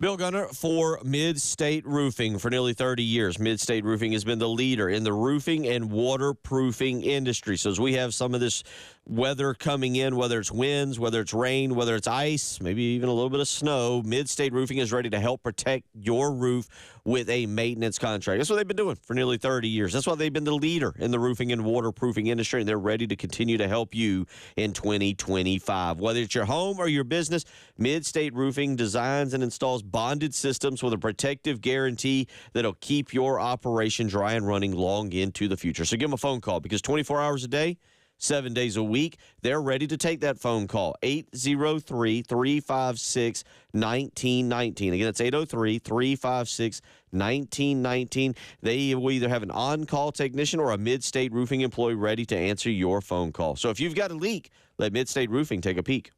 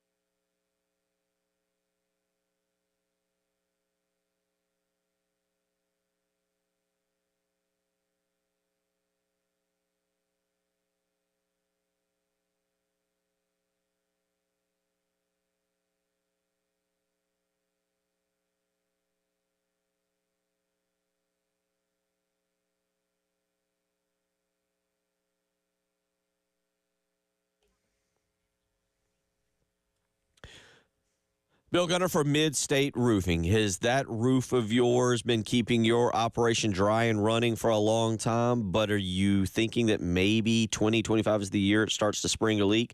Well, guess what? Mid-State Roofing is there to help you. Don't just call when you have a leak. By then, it might be a little bit too late. Go ahead today and call Mid-State Roofing and let them help you with a maintenance contract. Whether you're here in Columbia, Florence, Myrtle Beach, maybe you're in Aiken or Augusta, Spartanburg or Greenville, wherever you're at in this great state, Mid-State Roofing wants to help keep your operation, your home, your business, whatever it may be, dry and running long into the future. And again, from high-rises to hospitals, manufacturing to industrial, Mid-State Roofing designs and installs bonded systems with a protective guarantee that'll do just that. Keep it dry and running long into the future. So give them a phone call. 803-356-1919. Again, it's 803-356-1919. Give them a call. Tell them Bill Gunner sent you.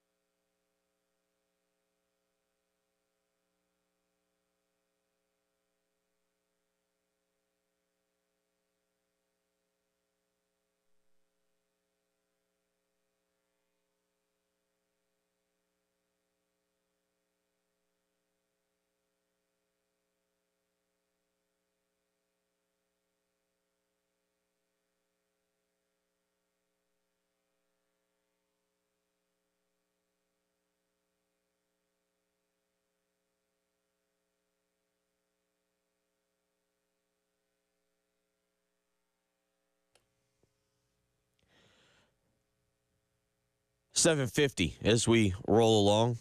A couple different things coming in. David, and he admits, Notre Dame fan. David on our live stream, or excuse me, on our text line says, sounds like a bunch of sore losers. Likability. Notre Dame is number 1 because, again, he says go Irish. 2 Texas, 3 Penn State, 4 Ohio State. Then another texter on Tom Brady says, I had to mute the TV and listen to the radio because after a 45-second, or excuse me, this is on Ron Slay. He said, I had to mute the TV and listen to the radio broadcast after 45 seconds. Slay did not slay. Good. A+. Good job. Yeah, he tried to fit in Chappelle reference several times, and it was just he was a lot. He was a lot.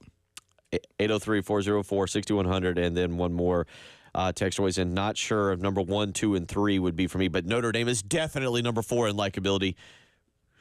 Got a diverse listening. I'm going to change the wording just a little bit. Rudy was a loser. Just saying.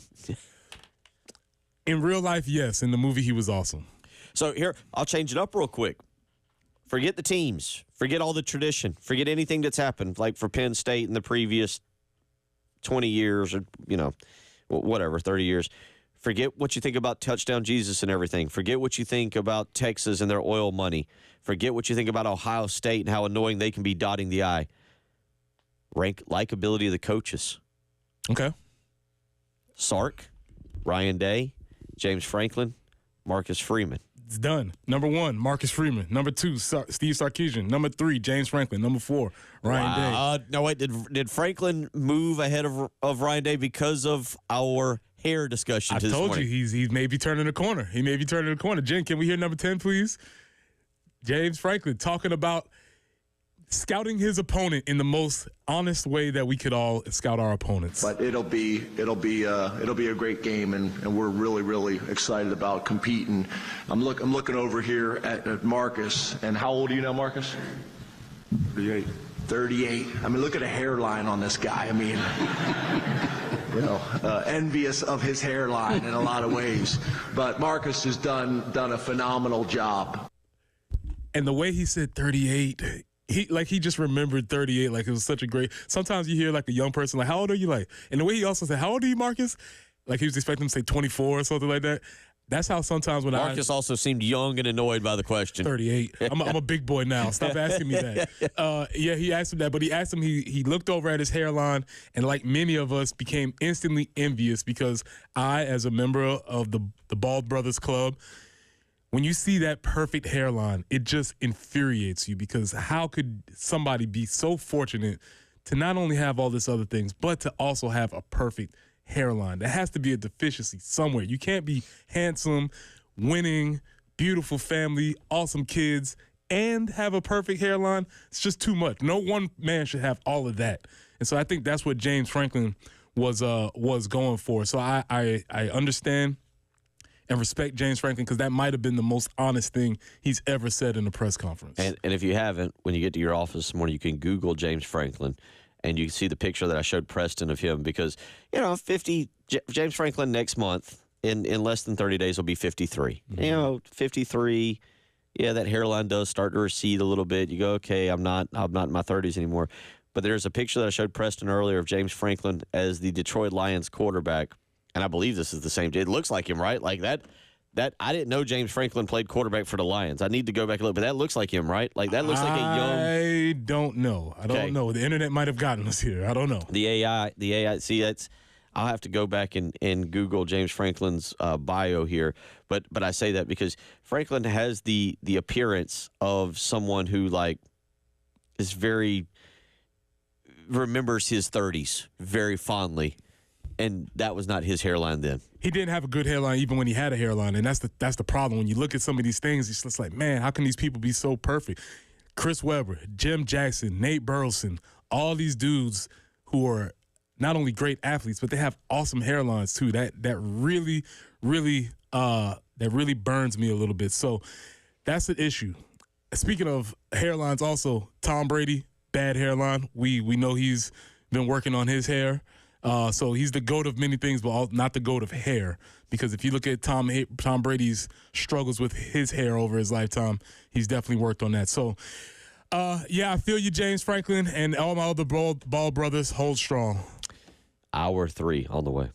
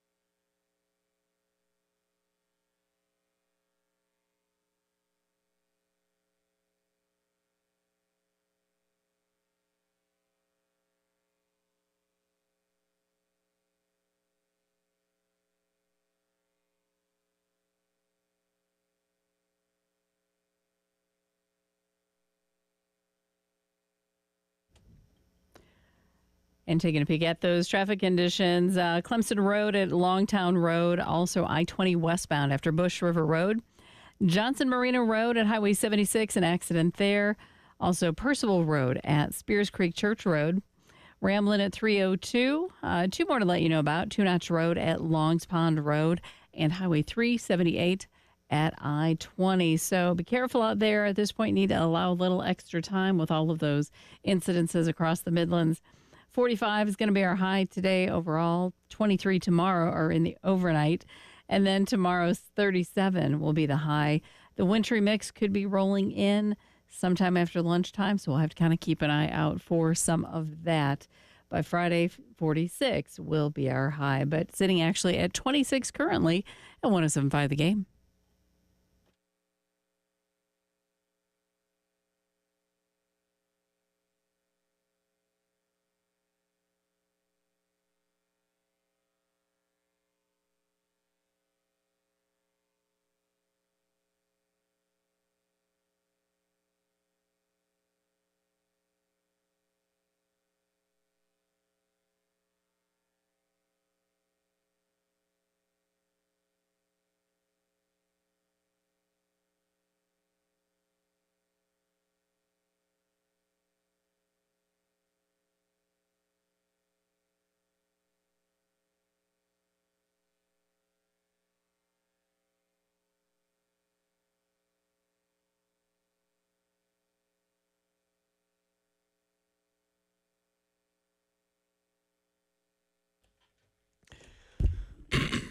Eight a.m. as we get up and get going, and a lot of y'all weighing in on different topics. I'll get to some of these. During the break, I was checking emails, and I came across this. Are you guys aware? Sunday, this coming Sunday, National Glazed Donut Day. How about that? Keep that on your list of things for Sunday. Who's that? Sponsored by KK? Sponsored by Krispy Kreme? What are we doing? Nah. Because it's not National Donuts Day. It's National Glazed Donut Day. That sounds like Big Glazed Donut has infiltrated the calendar here. Yeah, exactly. It's national. This is National Glazed Donut Day. It's celebrated annually on January 12th. National Donut Day is celebrated on the first Friday of June each year, and it's the holiday that honors the Salvation Army. I'm reading this. I'm not making this up. National Donut Day is the first Friday of June of each year. That holiday honors the Salvation Army lassies who served donuts to soldiers during World War I. See, man, now I can't even make fun of it. Good job. Because now, well, I'm supposed to make fun of war. I can't do that. Next. How about that? How about that for your history lesson Checkmate. this morning? You got me. I can't do anything with that. As you get up and get going. So whatever. There you go. But be aware, Sunday, National Glazed Donut Day. Several of y'all weighing in. We've hit a bunch of topics this morning, from James Franklin worrying about receding hairlines and the beautiful hairline of one Marcus Freeman for tonight's college football playoff game. Penn State, Notre Dame. I will say, I'll be interested to see the ratings on this, Preston, because there is a level of, like, I feel like we have, not because it's our job, but you're like, we love college football. I have to watch. I've made the analogy. It's like you have to see the show to the end. There's you've been binging this college football season. You know there's 3 more episodes left. You're kind of done with it, but you got to see how it ends. And that's where we are. Notre Dame, a 1.5-point favorite tonight. Reminder, they are down in Miami at Hard Rock Stadium. Tomorrow is Ohio State, Texas, and they are at AT&T Stadium there in Arlington, Texas. Ohio State, a 5.5-point favorite. We'll talk about that a lot tomorrow, obviously, for the Buckeyes and the Longhorns. But tonight, the Fighting Irish and the Nittany Lions, 7:30 game time for that. We've also talked about basketball. South Carolina last night falls 88-68 to Alabama, and we talked a lot about this game from the standpoint of analytics, and we'll get into our fart analytics here in just a second. Patent pending. But with all that being said, I thought South Carolina they didn't play a great game. When you shoot 3 of 14 from three-point range, you didn't play a great game. But I thought that overall South Carolina gave effort. I thought that they played how do you phrase it, Preston, when you think they played about as well as they could have, but you still lose by 20 essentially. Bad news. Yeah, no, that's a tough analysis right there. I mean, you look at it last night: 15 turnovers for the Gamecocks, 8 assists. Jacoby Wright leads the way with 20 points. Jamari Thomas with 15. I thought you got as much as you could out of Nick Pringle. Was very impressed with his effort, his intensity, his aggressiveness last night. 13 points, 6 rebounds for him. I thought Zach Davis, aside from the first 5 minutes of the game where he really struggled, we were joking in our first hour about him because he gets the start because of the injury to Miles Studi. So I put on Twitter prior to the game, I want to see him play with fire, with passion, kind of be all over the court. And in the first 5 minutes, he took the ball to the rim off the right side. And this bothers me as a former basketball coach and a guy who did scouting and has been around. So he's 6'8". He gets to the rim and he runs into another large Alabama player. It would have been odd if he ran into an Alabama fan. But he runs into an Alabama player. And, Preston, you've seen this, and maybe there's somewhere in football that it bothers you when you see this. But he kind of turns his shoulder. He kind of bumps into him.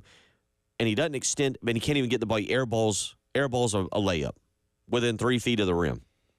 Goes down defensively, 6'8", is in position to get a rebound, and instead an Alabama player comes from out of bounds underneath the basket and is able to get the rebound instead of Zach Davis. And then Zach Davis commits one of the ultimate basketball sins when you foul a three-point shooter. Not only fouling a three-point shooter, not only does the three-point shooter make the shot, but you do it directly in front of your coach, where your coach is literally 2.5, 3 feet away and is just watching you in disbelief. It was a bad start, but I thought after that, Zach Davis played well last night. 10 points, 2 of 2 from three-point range, 4 of 9. I thought he was aggressive. He had 5 rebounds. Give him credit. I thought he played better after that. Again, one of those 2 for 2 was a step back three with 15 seconds left. And it came not long after the 3 previous mistakes It was in that sequence, and I was like, whoo. And it was one of those things like, ooh, good thing he made that, because that was a path directly to the bench. I was going to say, in hindsight, it was like, I've already messed up these 3 things. I better go ahead and get a shot in and see what happens. Okay, it went in, all right. But you look at it last night, and I think you brought up a good point. And this was brought up multiple times, especially late in the game, Preston. And I don't know if this fits. This is not a number you have in your FART analytics and our analytics. South Carolina got dominated in bench points, and we talked about the depth. South Carolina had just 4 last night, 4 bench points. Alabama had 39. The depth of Alabama simply was better. Alabama is a very good team. They're number 5 in the country for a reason. They were the number 1 preseason team for a reason. But when you get scored by the bench players 39-4, that's also a sign of the depth of teams and the talent of teams. Well, that's especially troubling because there was more bench minutes available due to the absence of Miles Studi. So there was more players that were going to be getting that time, and none of them stepped up in that role yesterday specifically. So you've got the analytics, our FART analytics, patent pending. But what do you see here? So FART analytics, for those that are just finding out or just listening, FART stands for F, free throws missed, A, assist, R, rebounds, T, turnovers. So in the free throws missed battle, the game might have been even further than it was because Alabama missed 10 free throws. So they missed a bunch of free throws. South Carolina only missed 6. As far as assists are concerned, this is where the game really turned. Alabama, 21 assists. South Carolina, 8 assists. And so to me, that means Alabama's playing within the flow of offense. They're making shots. They're playing a style of offense which is conducive to spreading the ball around. 8 assists means South Carolina's standing around. Nobody's cutting. Nobody's looking for that. To me, that indicates a stagnant offense. Rebound battle was pretty close, 36-33 Alabama. Turnovers, South Carolina had more turnovers, 15-11. So those are the raw numbers. But when you break it down, as we do with the FART analytics, we take free throws missed and turnovers, we add those up. And then we take assists and rebounds, we add those up too. Okay? Then you subtract. This is how we get a rate. Now we're doing a lot of math here. Alabama, plus 16 on the FART analytics. Plus 16 on the FART. And a 20-point win. And I think, again, we're figuring this thing out. We're figuring how this holds. But it seems to me that when you're plus 15, you can look for the score to be about plus 20. That's the way it seems in these analytics. And for me, going back to it, the assist is the one that stands out the most. 21 for Alabama, 8 for South Carolina. And that just indicates what was happening or not happening on offense for South Carolina. couple people are weighing in on the text line, 803-404-6100, and asking about missing on a point guard in the transfer portal. I think two things, and two things can be right. Jamari Thomas is a point guard, and he's had some games where he's had some assists.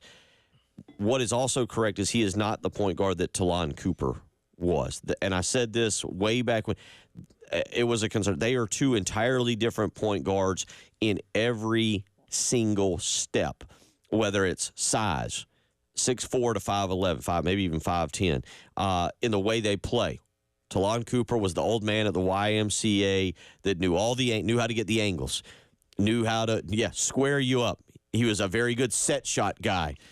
Jamari Thomas plays it, and again, Talon Cooper played at a slower speed. Jamari Thomas is at the Y also, but he's the dude you're like, chill. Yeah. Just pick up, man. Why are you going so fast and so hard? What's going on here? And then again, the mentality. They're both point guards, and this again, all things can be true. But the mentality, Talon Cooper came down with the mindset of, I got Michi Johnson over here. I'm going to set him up, and he's going to take the shot. And that was a big part of last year, getting Michi off of the ball. Because Michi Johnson was very similar to Jamari Thomas when they had to play point guard. Yes. It's shoot first, pass second. And that can be the mentality. Look at, Steph Curry's considered a point guard. I don't think people look at him as a pass first, shoot second kind of guy. But the problem here is you don't have some of the depth that you had last year to protect a Colin Murray Boyles and a B.J. Mack who can step out and shoot.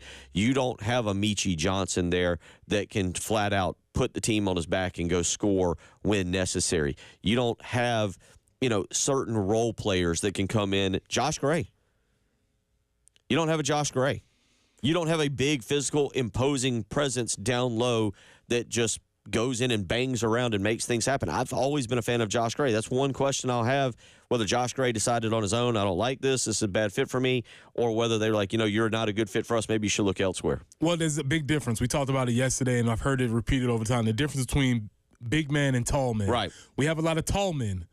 I don't know if we have a lot of big men, and big men do all those things that you stated. Tall men are just tall. And that's a skill set in its own, but they like to play around the perimeter, maybe more finesse type of players. A big is the person that goes in there and bangs around, and also leads to your point earlier, maybe that big protects Colin Murray Boyles a little bit more in the paint. And so that seems to be a glaring weakness in the roster. This can also, two things can be true. They can be a talented team, but the pieces simply don't fit together. Mm-hmm. You just simply don't have the pieces that fit together. And I guess the best analogy I can use is if you have a running quarterback in a passing system where that's not his forte. These players are good basketball players. I don't think this is a bad basketball team.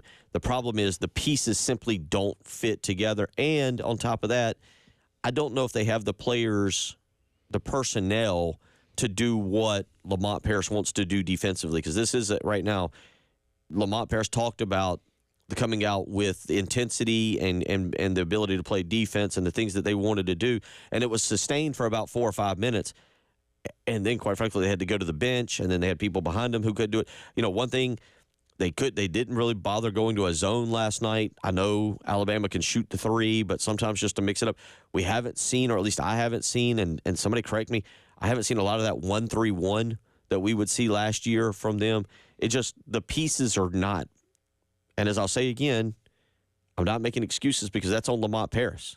It's year 3. You've got to know the pieces you have. Doesn't mean he can't correct it. Doesn't mean that this is the future of South Carolina basketball, but this year could be exceptionally tough moving forward. Well, we know South Carolina, we know basketball, period, is a one-year deal. That's why we told y'all last year.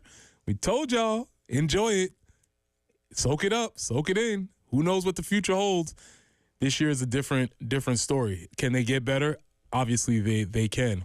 Will they improve? We hope so. But we don't know what the future holds for this season. 803-404-6100, how you can weigh in if you want to do so this morning. We'll get back into the college football playoff game. We'll actually look into this game a little bit, Penn State and Notre Dame tonight, and break that down a little bit. You're listening to Preston Thorne, Bill Gunner, Jen Jensen. It's the early game.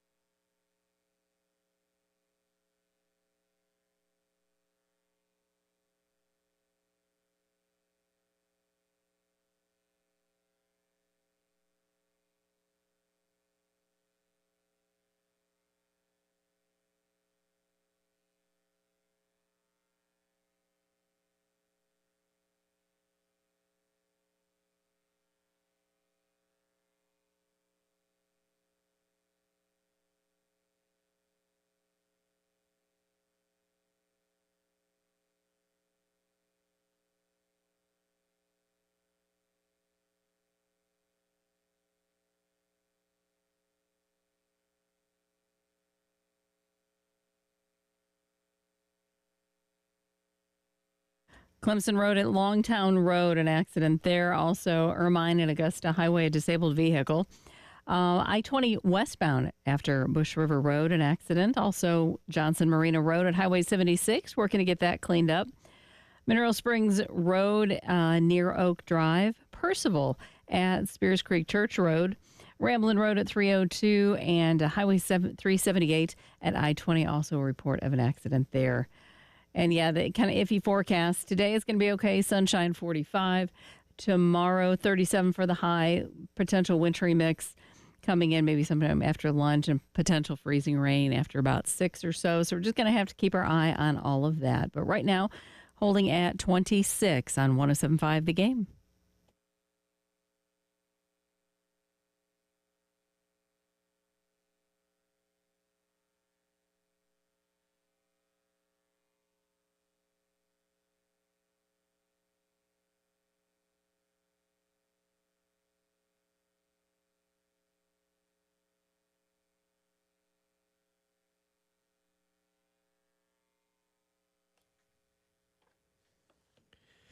Reminder, you can purchase a craft beer card, just $59. Go to 1075thegame.com, click on Sweet Deals, and purchase your 2025 craft beer card, just $59. Savings of up around $300. Again, go to 1075. And went back to Ohio State. 3 weeks ago, he took a leave of absence. Mm-hmm. And I'm not going to speculate. I don't know. It was for personal matters. But you look at it, and this is where a transfer for him going back home, I get why he did it. It's not like he left and went, to Florida or to Alabama or, Kansas or somewhere. He tried to go back home. But you look at, and Michie Johnson being here last night probably doesn't beat Alabama, but I do think it beats North Florida.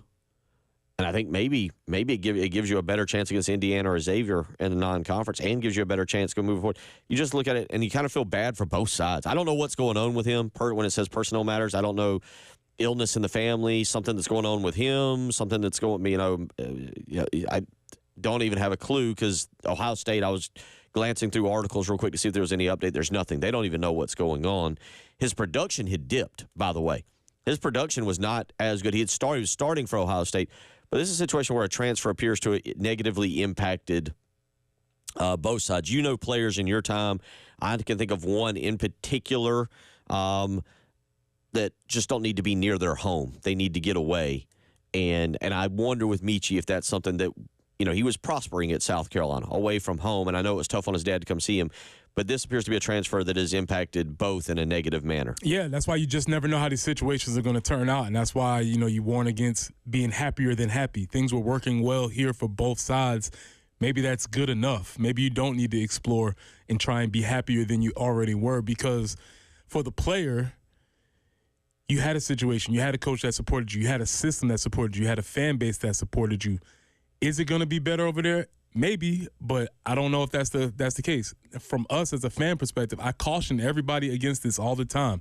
Don't think that these players are just interchangeable pieces on a chessboard, and this rook is the same as this rook, and we got a point guard and his numbers reach the same. It's not how teams work. Teams are based on chemistry, and when you change the chemistry of a team from year to year, it can work out or it might not work out. That's why we said last year, enjoy this team, because this was a once in a lifetime thing that was happening. Even if all those players came back, the chemistry still might have been different. Yeah. And so I would just warn, when we have these transfer portal talks, that just because a player is equal in stats or equal in stature does not mean that they will be the same on this team.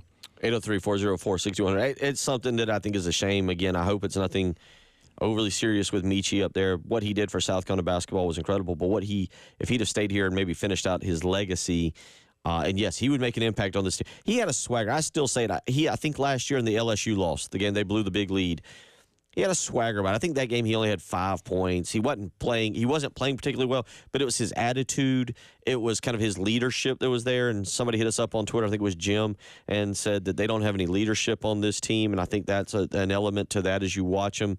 But certainly for him, there was a leadership aspect, and he probably could have stepped back over and played the point guard role that maybe Jamari Thomas had, or you'd have Thomas and Michie back there. Now you're talking about more athletic backcourt, especially if you throw Zach Davis in there to go along with Nick Pringle and Kyler Murray-Boyles. And maybe that's a different kind of lineup that you like. The thing with Michi was, yes, you could guarantee Michi would take a few bad shots a game, guaranteed. But what you also guaranteed was effort, you guaranteed intensity, and you guaranteed that he was going to play as hard on offense as hard on defense as he did on offense. And so you would take all of that with you. And he, again, like you said, he provided character to this team. When I watched that game last night, when I watched this team, blah.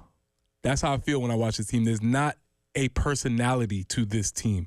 And I think them struggling to find their own personality is you see that played out. 803-404-6100 if you want to text in. Phone lines are down right now, but you can text in. I do want to bring this up. We're going to get to the college football playoff, but one team that got eliminated from the college football playoff, Oregon. Well, yesterday, a certain Oregon player declared for the NFL draft. Now, here's what I find interesting in this. Do you know what I'm referring to? Oh, there's a lot. There's a lot to take away from this? Oh, there's a lot. But continue. Jordan Birch officially declared for the NFL draft yesterday. Good for him. Number one, it feels like, and I'm not picking on Jordan Birch and I'm not picking on anybody, it feels like 19 years ago when we went through the whole Jordan Birch signing day drama and the commitment and everything. But he finally declares for the NFL draft. I have no clue where he is actually listed. He put out a very nice NFL draft. I'm heading to the NFL draft, Instagram, Twitter, whatever. Two things of interest in this. He doesn't mention South Carolina. He doesn't mention Shane Beamer. He doesn't mention Will Muschamp, who he committed to. But Preston, he's got a picture of himself in a South Carolina uniform on this Twitter edit, I guess, announcing his decision. Yeah, because that's a fire picture. That's him holding his hand. It's just a good pose. Oh, really? Okay. Yeah, you couldn't have superimposed an Oregon jersey on there? Maybe, but that would have been inauthentic. It's just a fire picture. That's why I read it. But you're right. There are a couple of things. I've highlighted this post. Oh, okay. And went through and read it. So when you say that, he said specifically to my high school coaches and my college coaches, semicolon, Coach Lanning and Coach TUT. Did not mention the current South Carolina coach or the former South Carolina coach or his position coaches when he was out South Carolina. Okay, that was one thing. Next thing, he said, I'm forever grateful to be an Oregon Duck. So he is aligned himself with Oregon. Cool, no problem. The other thing I thought was interesting, he said he was a kid from Florence, South Carolina. I thought that was curious. But anyway, yeah, so I did read the whole statement, and I thought it was interesting because these statements do provide some insight into what these players are thinking, whether they had it dictated or they wrote it or whatever the case is. Because yesterday, Torricelli Simpkins declared for the NFL draft, and he thanked not only his current school, but he also thanked Cedric Williams and he thanked North Carolina Central for all the things that they did. So none of these things are by accident. So, yes, it's probably reading too much into it, but I do think there's some insight to be gleaned from it. And look, South Carolina has taken recruits. South Carolina has taken recruits and everything. I kind of always look at, obviously, what Spencer Rattler did. He spent 2 seasons at Oklahoma. I don't know if he had any necessary reason to thank them and Lincoln Riley in his what do you want to call it, farewell speech? Because last year he put it out. And he doesn't mention Oklahoma or Lincoln Riley. He thanked last year. This is Spencer Rattler, by the way. He thanked Shane Beamer for bringing him here to South Carolina and for letting me be part of the family. He thanked Coach Loggins for all the support and for being a great coach throughout his year. He thanked his teammates. Spencer Rattler didn't say anything about Oklahoma. Didn't say anything about Lincoln Riley and the previous coach or the staff or anything. He just thanked everybody at the University of South Carolina, and at the end he said he cannot wait for the chance to turn his dream into reality. So I don't want to, look at that Jordan Birch guy, just turn his back. Because Spencer Rattler, we embrace Spencer Rattler and we love him, but it is the new era of college football. It is. It's just interesting because they don't do any of these things by accident. As I said, he picked the pictures. The words were perfectly curated. So yes, it does mean something when you write stuff and you publish it. And by the way, all I'll say as regard to that, Spencer Rattler didn't have a picture of himself in an Oklahoma jersey. That was the only thing. I was like, he might not have had no fire pictures. This is a great picture. It's fire. I mean, Jordan has all the tools. We know that. I think his production was similar to what it was here. Don't be surprised if you look up and Jordan's been playing in the NFL for 10 years. Yeah. Don't be surprised. 803-404-6100. We'll get into the college football playoff. Likability of the teams. Look at the game a little bit. You're listening to Bill Gunner, Preston Thorne, Jen Jensen. It is the early game.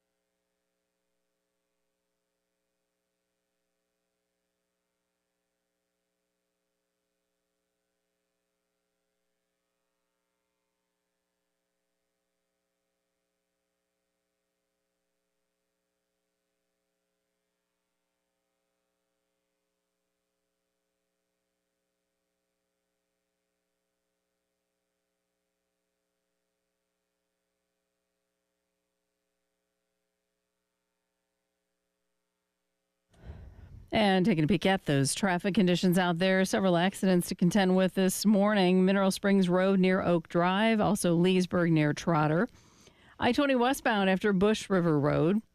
Let's see. Also, Hardscrabble near Clemson. Gardner's Terrace Road at 321. And Clemson at Longtown Road, still trying to get that earlier tie-up cleaned up. We are looking for a high today of 45, sunny skies. 37 tomorrow. Then some of those mixed wintry conditions could be coming in sometime after lunch. And we'll just kind of have to keep an eye on the forecast for all of that. But right now, holding kind of steady and cool. It's 26 on 107.5 The Game.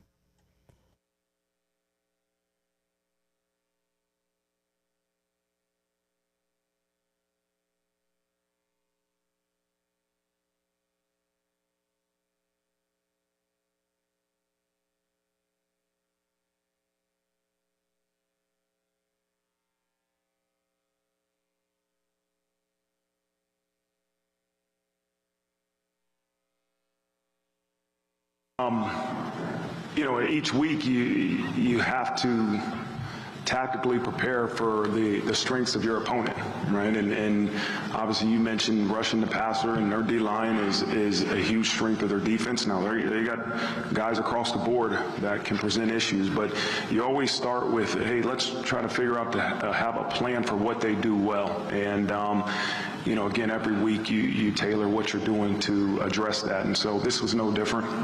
We understand that they have a really good front, but they got, like I said, a really good secondary and some good linebackers. And so this is a tough defense that we're going to face offensively, but we'll have a plan, and then it's about adjustments. This game is about adjustments, and we got to be ready to make the adjustments necessary. That was Mr. Good Hairline himself, Marcus Freeman. Yesterday at the press conference he and James Franklin had to get ready for tonight's game between Penn State and Notre Dame, talking about gearing up for Penn State. All right, let's do this. Let's go through a couple things here because I find a lot of this interesting as we try to find what we want. Number one, 803-404-6100. Give me your national championship game. What do you want to see? What interests you? Do you want to see Notre Dame, Texas? Do you want to see Notre Dame, Ohio State? Do you want to see Penn State, Ohio State? I feel like that's far and away if you were to rank the four possibilities, Ohio State, Penn State, Big Ten rematch, especially here in SEC country, is the absolute we don't want to see that, right? Right. Agreed. So all I'll just ask is, what is the game? Who are you rooting for in these next two to give you a game that you are semi-excited? I'm just asking for semi-excited because I don't know if anybody's excited for whatever we get in the national championship game. What is the game? 803-404-6100, text it in. What is the game you want to see? I'd like to see Ohio State, Notre Dame. Okay. I think so. I think I would like to see that. I want to see if those two narratives sort of clashing. Ryan Day, can he get over the hump? They've been playing the best football out of anybody, I think, so it'd be interesting to see them finish the job. Notre Dame, I think, is really awesome that they gave Marcus Freeman an opportunity. He's grown into this position, sort of like the Yankees or the Knicks. College football is cool when Notre Dame is good and when they're winning national championships. So I think that's the game I would like to see most, but I'm not super excited about it, though. See, that's the other part. Now, it's Marcus Freeman. Again, and remember, if you get Ohio State, Notre Dame, I mean, you know where Marcus Freeman played football too. Yeah, there you Ohio go. State linebacker. There's another conversation to have. So I guess I'm rooting for the storylines around it, but also on the field, they're two clashing styles of football. Notre Dame wants to play a more brooding.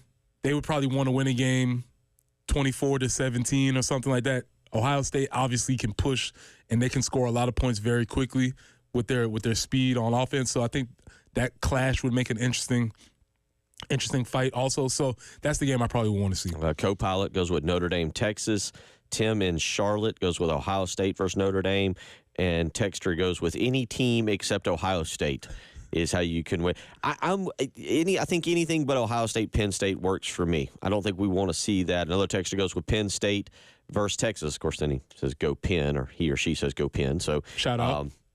And Tim in Charlotte also comes back. I don't like Notre Dame, but I do like Marcus Freeman, which is kind of like remember I said, what is your coach's likability? Yes. I feel like Notre Dame is up there with number one or most disliked Marcus Freeman is up there as the coach most liked in this thing. That's a really interesting conundrum again, because I think a majority of people that Marcus guy, he's got good things going for him. He seems like a good dude. Everything is on the right path. Whereas if it was Brian Kelly still, we would easily be able to dismiss Notre Dame. Right. We don't like Brian Kelly. We don't like Notre Dame. That's an easy one. But this one is a little bit trickier because I think a majority of people find themselves rooting for Marcus Freeman. All right. So then another question I have for you this morning: does tonight feel like the JV game in this situation? And let me expound on that for just a second. We have been conditioned for the last 5 months, since August almost. We'll say August, September, since the season started, that Texas is supposed to be really good. Texas is supposed to be a top 3-4 team. They were number one for a long portion of the season. I don't know if they are. There's a lot of people who tell you they should have lost. This should be Arizona State and Ohio State on Friday night. But I ask you, is tonight the JV game, Penn State, Notre Dame, to the varsity game on Friday night? I can see that comparison. Yeah. I can see that comparison. This game, I will say this, has the potential to be the least exciting game. Like if the game tonight is 17-10, I wouldn't be surprised. Right. Or 13-7 or something like that. That wouldn't Over under is shock me. 45.5. So you're talking, and it's a 1.5 point spread. So you're really talking 24, 23, 20, 23, 22 is the 45. Would not 24, shock 23. me. Yeah. This is the game. If you're a defensive purist, this might be the game you want to tune into. Whereas the Texas and Ohio State game, there could be a chance for a lot of fireworks in that particular game. So, yeah, I think that's the other part to it tonight as it pertains to these four teams, because I really the first time I ever really remember this, if you go back, I think it was Kentucky played UMass 96 in the Meadowlands in the NCAA Final Four. I think Kentucky played UMass, who were well known to be the top two teams throughout the season. And then, the next game was Syracuse and Georgia, I think, something like that. It was some kind of weird Final Four game, and it ended up being Kentucky and Syracuse for the finals. They were like, that's the actual national championship was on Saturday night. I wonder if some people look at tomorrow night, Friday night, as the actual national championship game, and then be like, well, whoever gets sent to play Ohio State or Texas is going to lose. John Wallace was really good for that Syracuse He was really team. good. Yeah, very good. Good call on that. I tell you, if you catch me anywhere from 93 to about 98, I'm dead locked in on everything. I'm good. So John Wallace was great on that team. All right, final question for you as we go into tonight's game. You got to rank. You got to reseed right now, 1 through 4. If you're reseeding right now, 1 through 4, what would you go? I think Ohio State is clearly number one. Yeah. Just in the games that they've proven. I do like Notre Dame. They're pretty solid in their skills and the way that they've been playing. I would put Texas 4. Ooh. Because there's an argument made that they should not have survived that game. Okay. All right. And then at number 3, I'll put Penn State. Okay. So we would end up where we're at tonight, different ways of getting there for this particular game. I guess so. Yeah, I guess we would stay, if we was to, we'd still end up at these games. Yep. Should be fun. Thoughts on who wins tonight's game? Hold that thought. We'll hit a break. I'll hold that. We'll come back. We'll do one more receding hairline segment on Let Preston Get Fired Up, and then we'll give some final picks for tonight's game between Penn State and Notre Dame. Again, Eton Thomas was on that Orange Syracuse team, too. It's a good call, too. I'm trying to remember the guard that they had. Now you got me going down a path. I got to see, they played Mississippi State. They did. It wasn't Georgia. It was Mississippi State. Eric Dampier. Yeah, there you go. Good job. Look at you. Very good. Yes. John Wallace and Eric Dampier, yeah. Correct. I'm here for it. The 96 Meadowlands National Championship Final Four weekend. 803-404-6100. You're listening to the early game.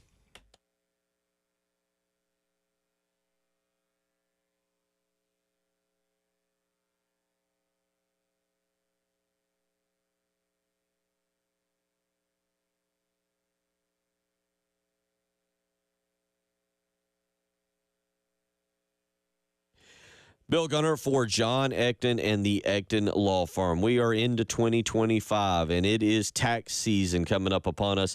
And if your business or your personal taxes have received one of those nasty notices from the IRS, You don't need to wait another day. You need to call John Ecton and his team. Whether you're here in Columbia, Florence, Myrtle Beach, Aiken, Augusta, Greenville, Charleston, wherever you may be, John Ecton and his team have local, proven solutions to help you navigate the IRS maze. Nobody wants to do this alone. John Ecton and his team are the professionals at this. So give them a phone call, 803-771-9800. Again, that's 803-771-9800. It all starts with a free consultation. They'll look at your situation. They'll explain how they can help you. So call today. Time is of the essence here. 803-771-9800. Call the Ecton Law Firm today. Tell them Bill Gunner sent you.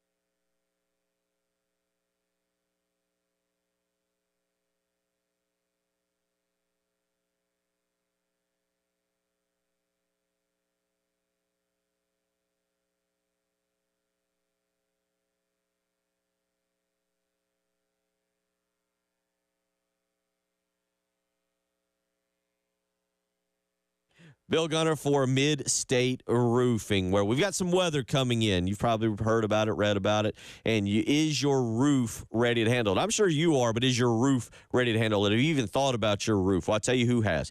Mid-State Roofing. 24 hours a day, 7 days a week. Mid-State Roofing is thinking about your roof and thinking about how to protect it, to keep your operation, whether it's your home or your business, dry and running. And that's why they're there for you. 24 hours a day, 7 days a week. You give them a phone call. You'll speak with an on-call technician or a Mid-State Roofing employee.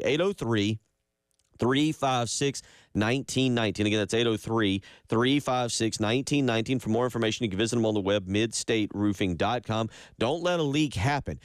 Be out in front of this. Call Mid-State Roofing today. They'll help you with a maintenance contract and to keep your operation, home or business, dry and running long into the future. So call Mid-State Roofing today, 803-356-1919.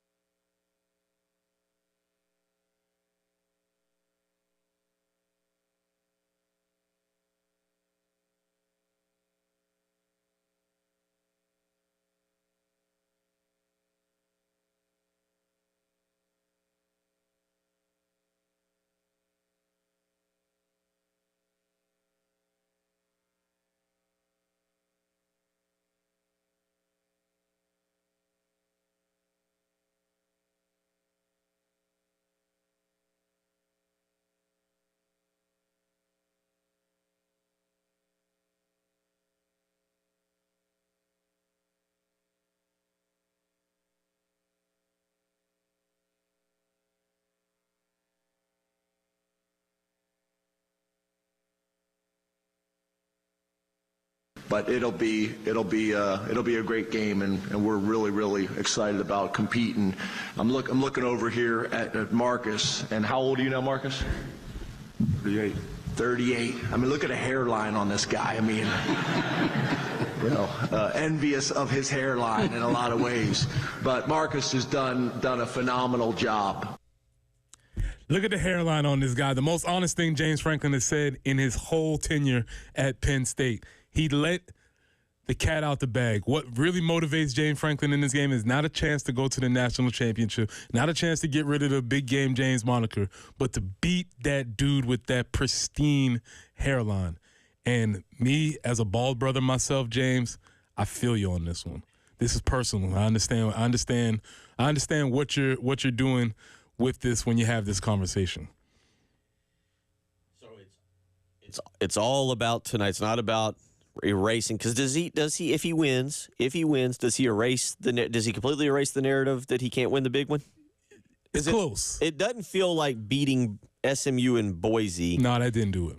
Really helps me think that he can't win the big one. But you win tonight. Yeah, I'm not sure you win the national championship. It is what it is, but you got there. But does he look at this more of, I got to beat that good-looking guy over there who's got that Notre Dame job? Now, both of them have a lot of money. Yes. Both of them financially are very, very secure. And this is why I tell everybody, money's not everything, because if James could sacrifice half his contract, he would absolutely do it for that hairline. He'd be like, whatever. What does it cost? I'll buy it, because that hairline is priceless. But also, here's where the Twitter gets dark. There's exposés going around that Ryan Day and Marcus Freeman may have more in common than just going college football coaches. They may also be participating in some performance-enhancing abilities of their hair and hairlines. So we know what Ryan Day does, because there's no way anybody's hair can be that dark. But also, there's suspicions on X that maybe there's some chicanery going on with Marcus Freeman's hairline also. Oh, okay. You went down a rabbit hole on that one, eh? I did. All right. I did. Evidence is strong. I like this. Richard says Franklin was low-key trying to be funny, but Richard weighs in because he's an Irish fan. He says, and I'm going to change the wording, belt to rear end tonight. You going with that? Notre Dame big time? Notre Dame a 1.5-point favorite? I think they're playing well. Yeah, that win over Georgia was convincing for me. Okay. So, yes, I'll take Notre Dame. Georgia looks lost. I'm not sure why. Maybe I'm just being mean to Notre Dame or just doubting them at every turn. I don't know. I'm going to go Penn State tonight. You feel good about that? No. All right. No, I don't. Either team, I think it's a very evenly matched game. I'm going to go with the team who's had a little bit more difficult non-conference schedule in Penn State, played for the conference championship game. We talked about it. If you look at Notre Dame, 4 games out of the 12-game regular season came against non-Power 5 teams. There is that loss to Northern Illinois, but I think that's irrelevant. That was a bad game, whatever. They tripped, they stumbled, they fell down, they had a boo-boo, but they bounced back. They bludgeoned everybody else, really, out of the non-Power 4, Army, Navy, and Miami of Ohio. They've got a nice win over Louisville when they needed to win against Southern Cal. Even though Southern Cal wasn't good, they won. But I am hoping for a good game. I'm pulling for a good game tonight. I can go for that. I'm pulling for a good game. And the only thing I'll say is if Penn State wins tonight, I'm pulling strictly for Texas tomorrow night. I can't watch that actually might be a game where Ohio State, Penn State, I'm not sure that I'll be able to really stomach for more than a half. Yeah, that's true. I'll say the same thing for an SEC. I didn't like Alabama, LSU back in 2009. I thought that was awful. I didn't like Alabama, Georgia a couple years ago. I had conference rematches. I don't like it in the NCAA basketball tournament in the Final Four in the championship game. I don't like it in college. Now that we run the risk of getting this in college football, I won't like it. I'm out of that. So, but I think Penn State wins tonight. And you got Notre Dame. Mitch Jeter. Mitch Jeter's plus. Does he make plus 40-yard field goal tonight? Yes. Okay, mark it down. Outdoor stadium there, I guess, even with all the awning and the roofing there down at Hard Rock Cafe. And I don't know if wind really affects everything. But, yeah, Mitch Jeter will hit a big field goal. I'll say a big field goal, too, a 40-yarder. But I'll say a big field goal late in that game to either tie the game or put the Irish up in some way, shape, or form. Also tonight, women's basketball, we've spent a little bit of time on it. No Ashlyn Watkins. Actually, it's this afternoon, I should say. 4:30 pregame, 5 o'clock tip-off. It'll be over on 98.5 WOMG. We've got Carolina Calls with Lamont Parish tonight at 6 o'clock, but the women will be on our big stick, one of our big stations, 98.5 WOMG, 4:30 pregame, 5 o'clock tip-off. Interested to see how they do. Look, there's never such a thing for Dawn Staley as a must-win because we know how they are. But with the next several games coming up, this is a big one to make sure you kind of figure out whatever you got to figure out with no Ashlyn Watkins, because after this, oh, dear Lord, we think the men's schedule's tough. The difference is the women are going to be the highest-ranked team in those games. Right. But it's still a grueling schedule starting on Sunday with Texas. Yeah, it's a good game to figure out what they want to do about the rotation with Ashlyn missing. So we'll look to see maybe a different little style of ball, but it should be interesting. Again, 4:30 this afternoon, 5 o'clock tip time, 98.5 is the place you can listen to that. And again, after this, number 5, Texas on the schedule. Number 6, LSU on the schedule. Number 10, Oklahoma on the schedule. Number 18, Alabama on the schedule. And Tennessee as well. The next month, the rest of the month is difficult. We'll be back tomorrow. See y'all tomorrow.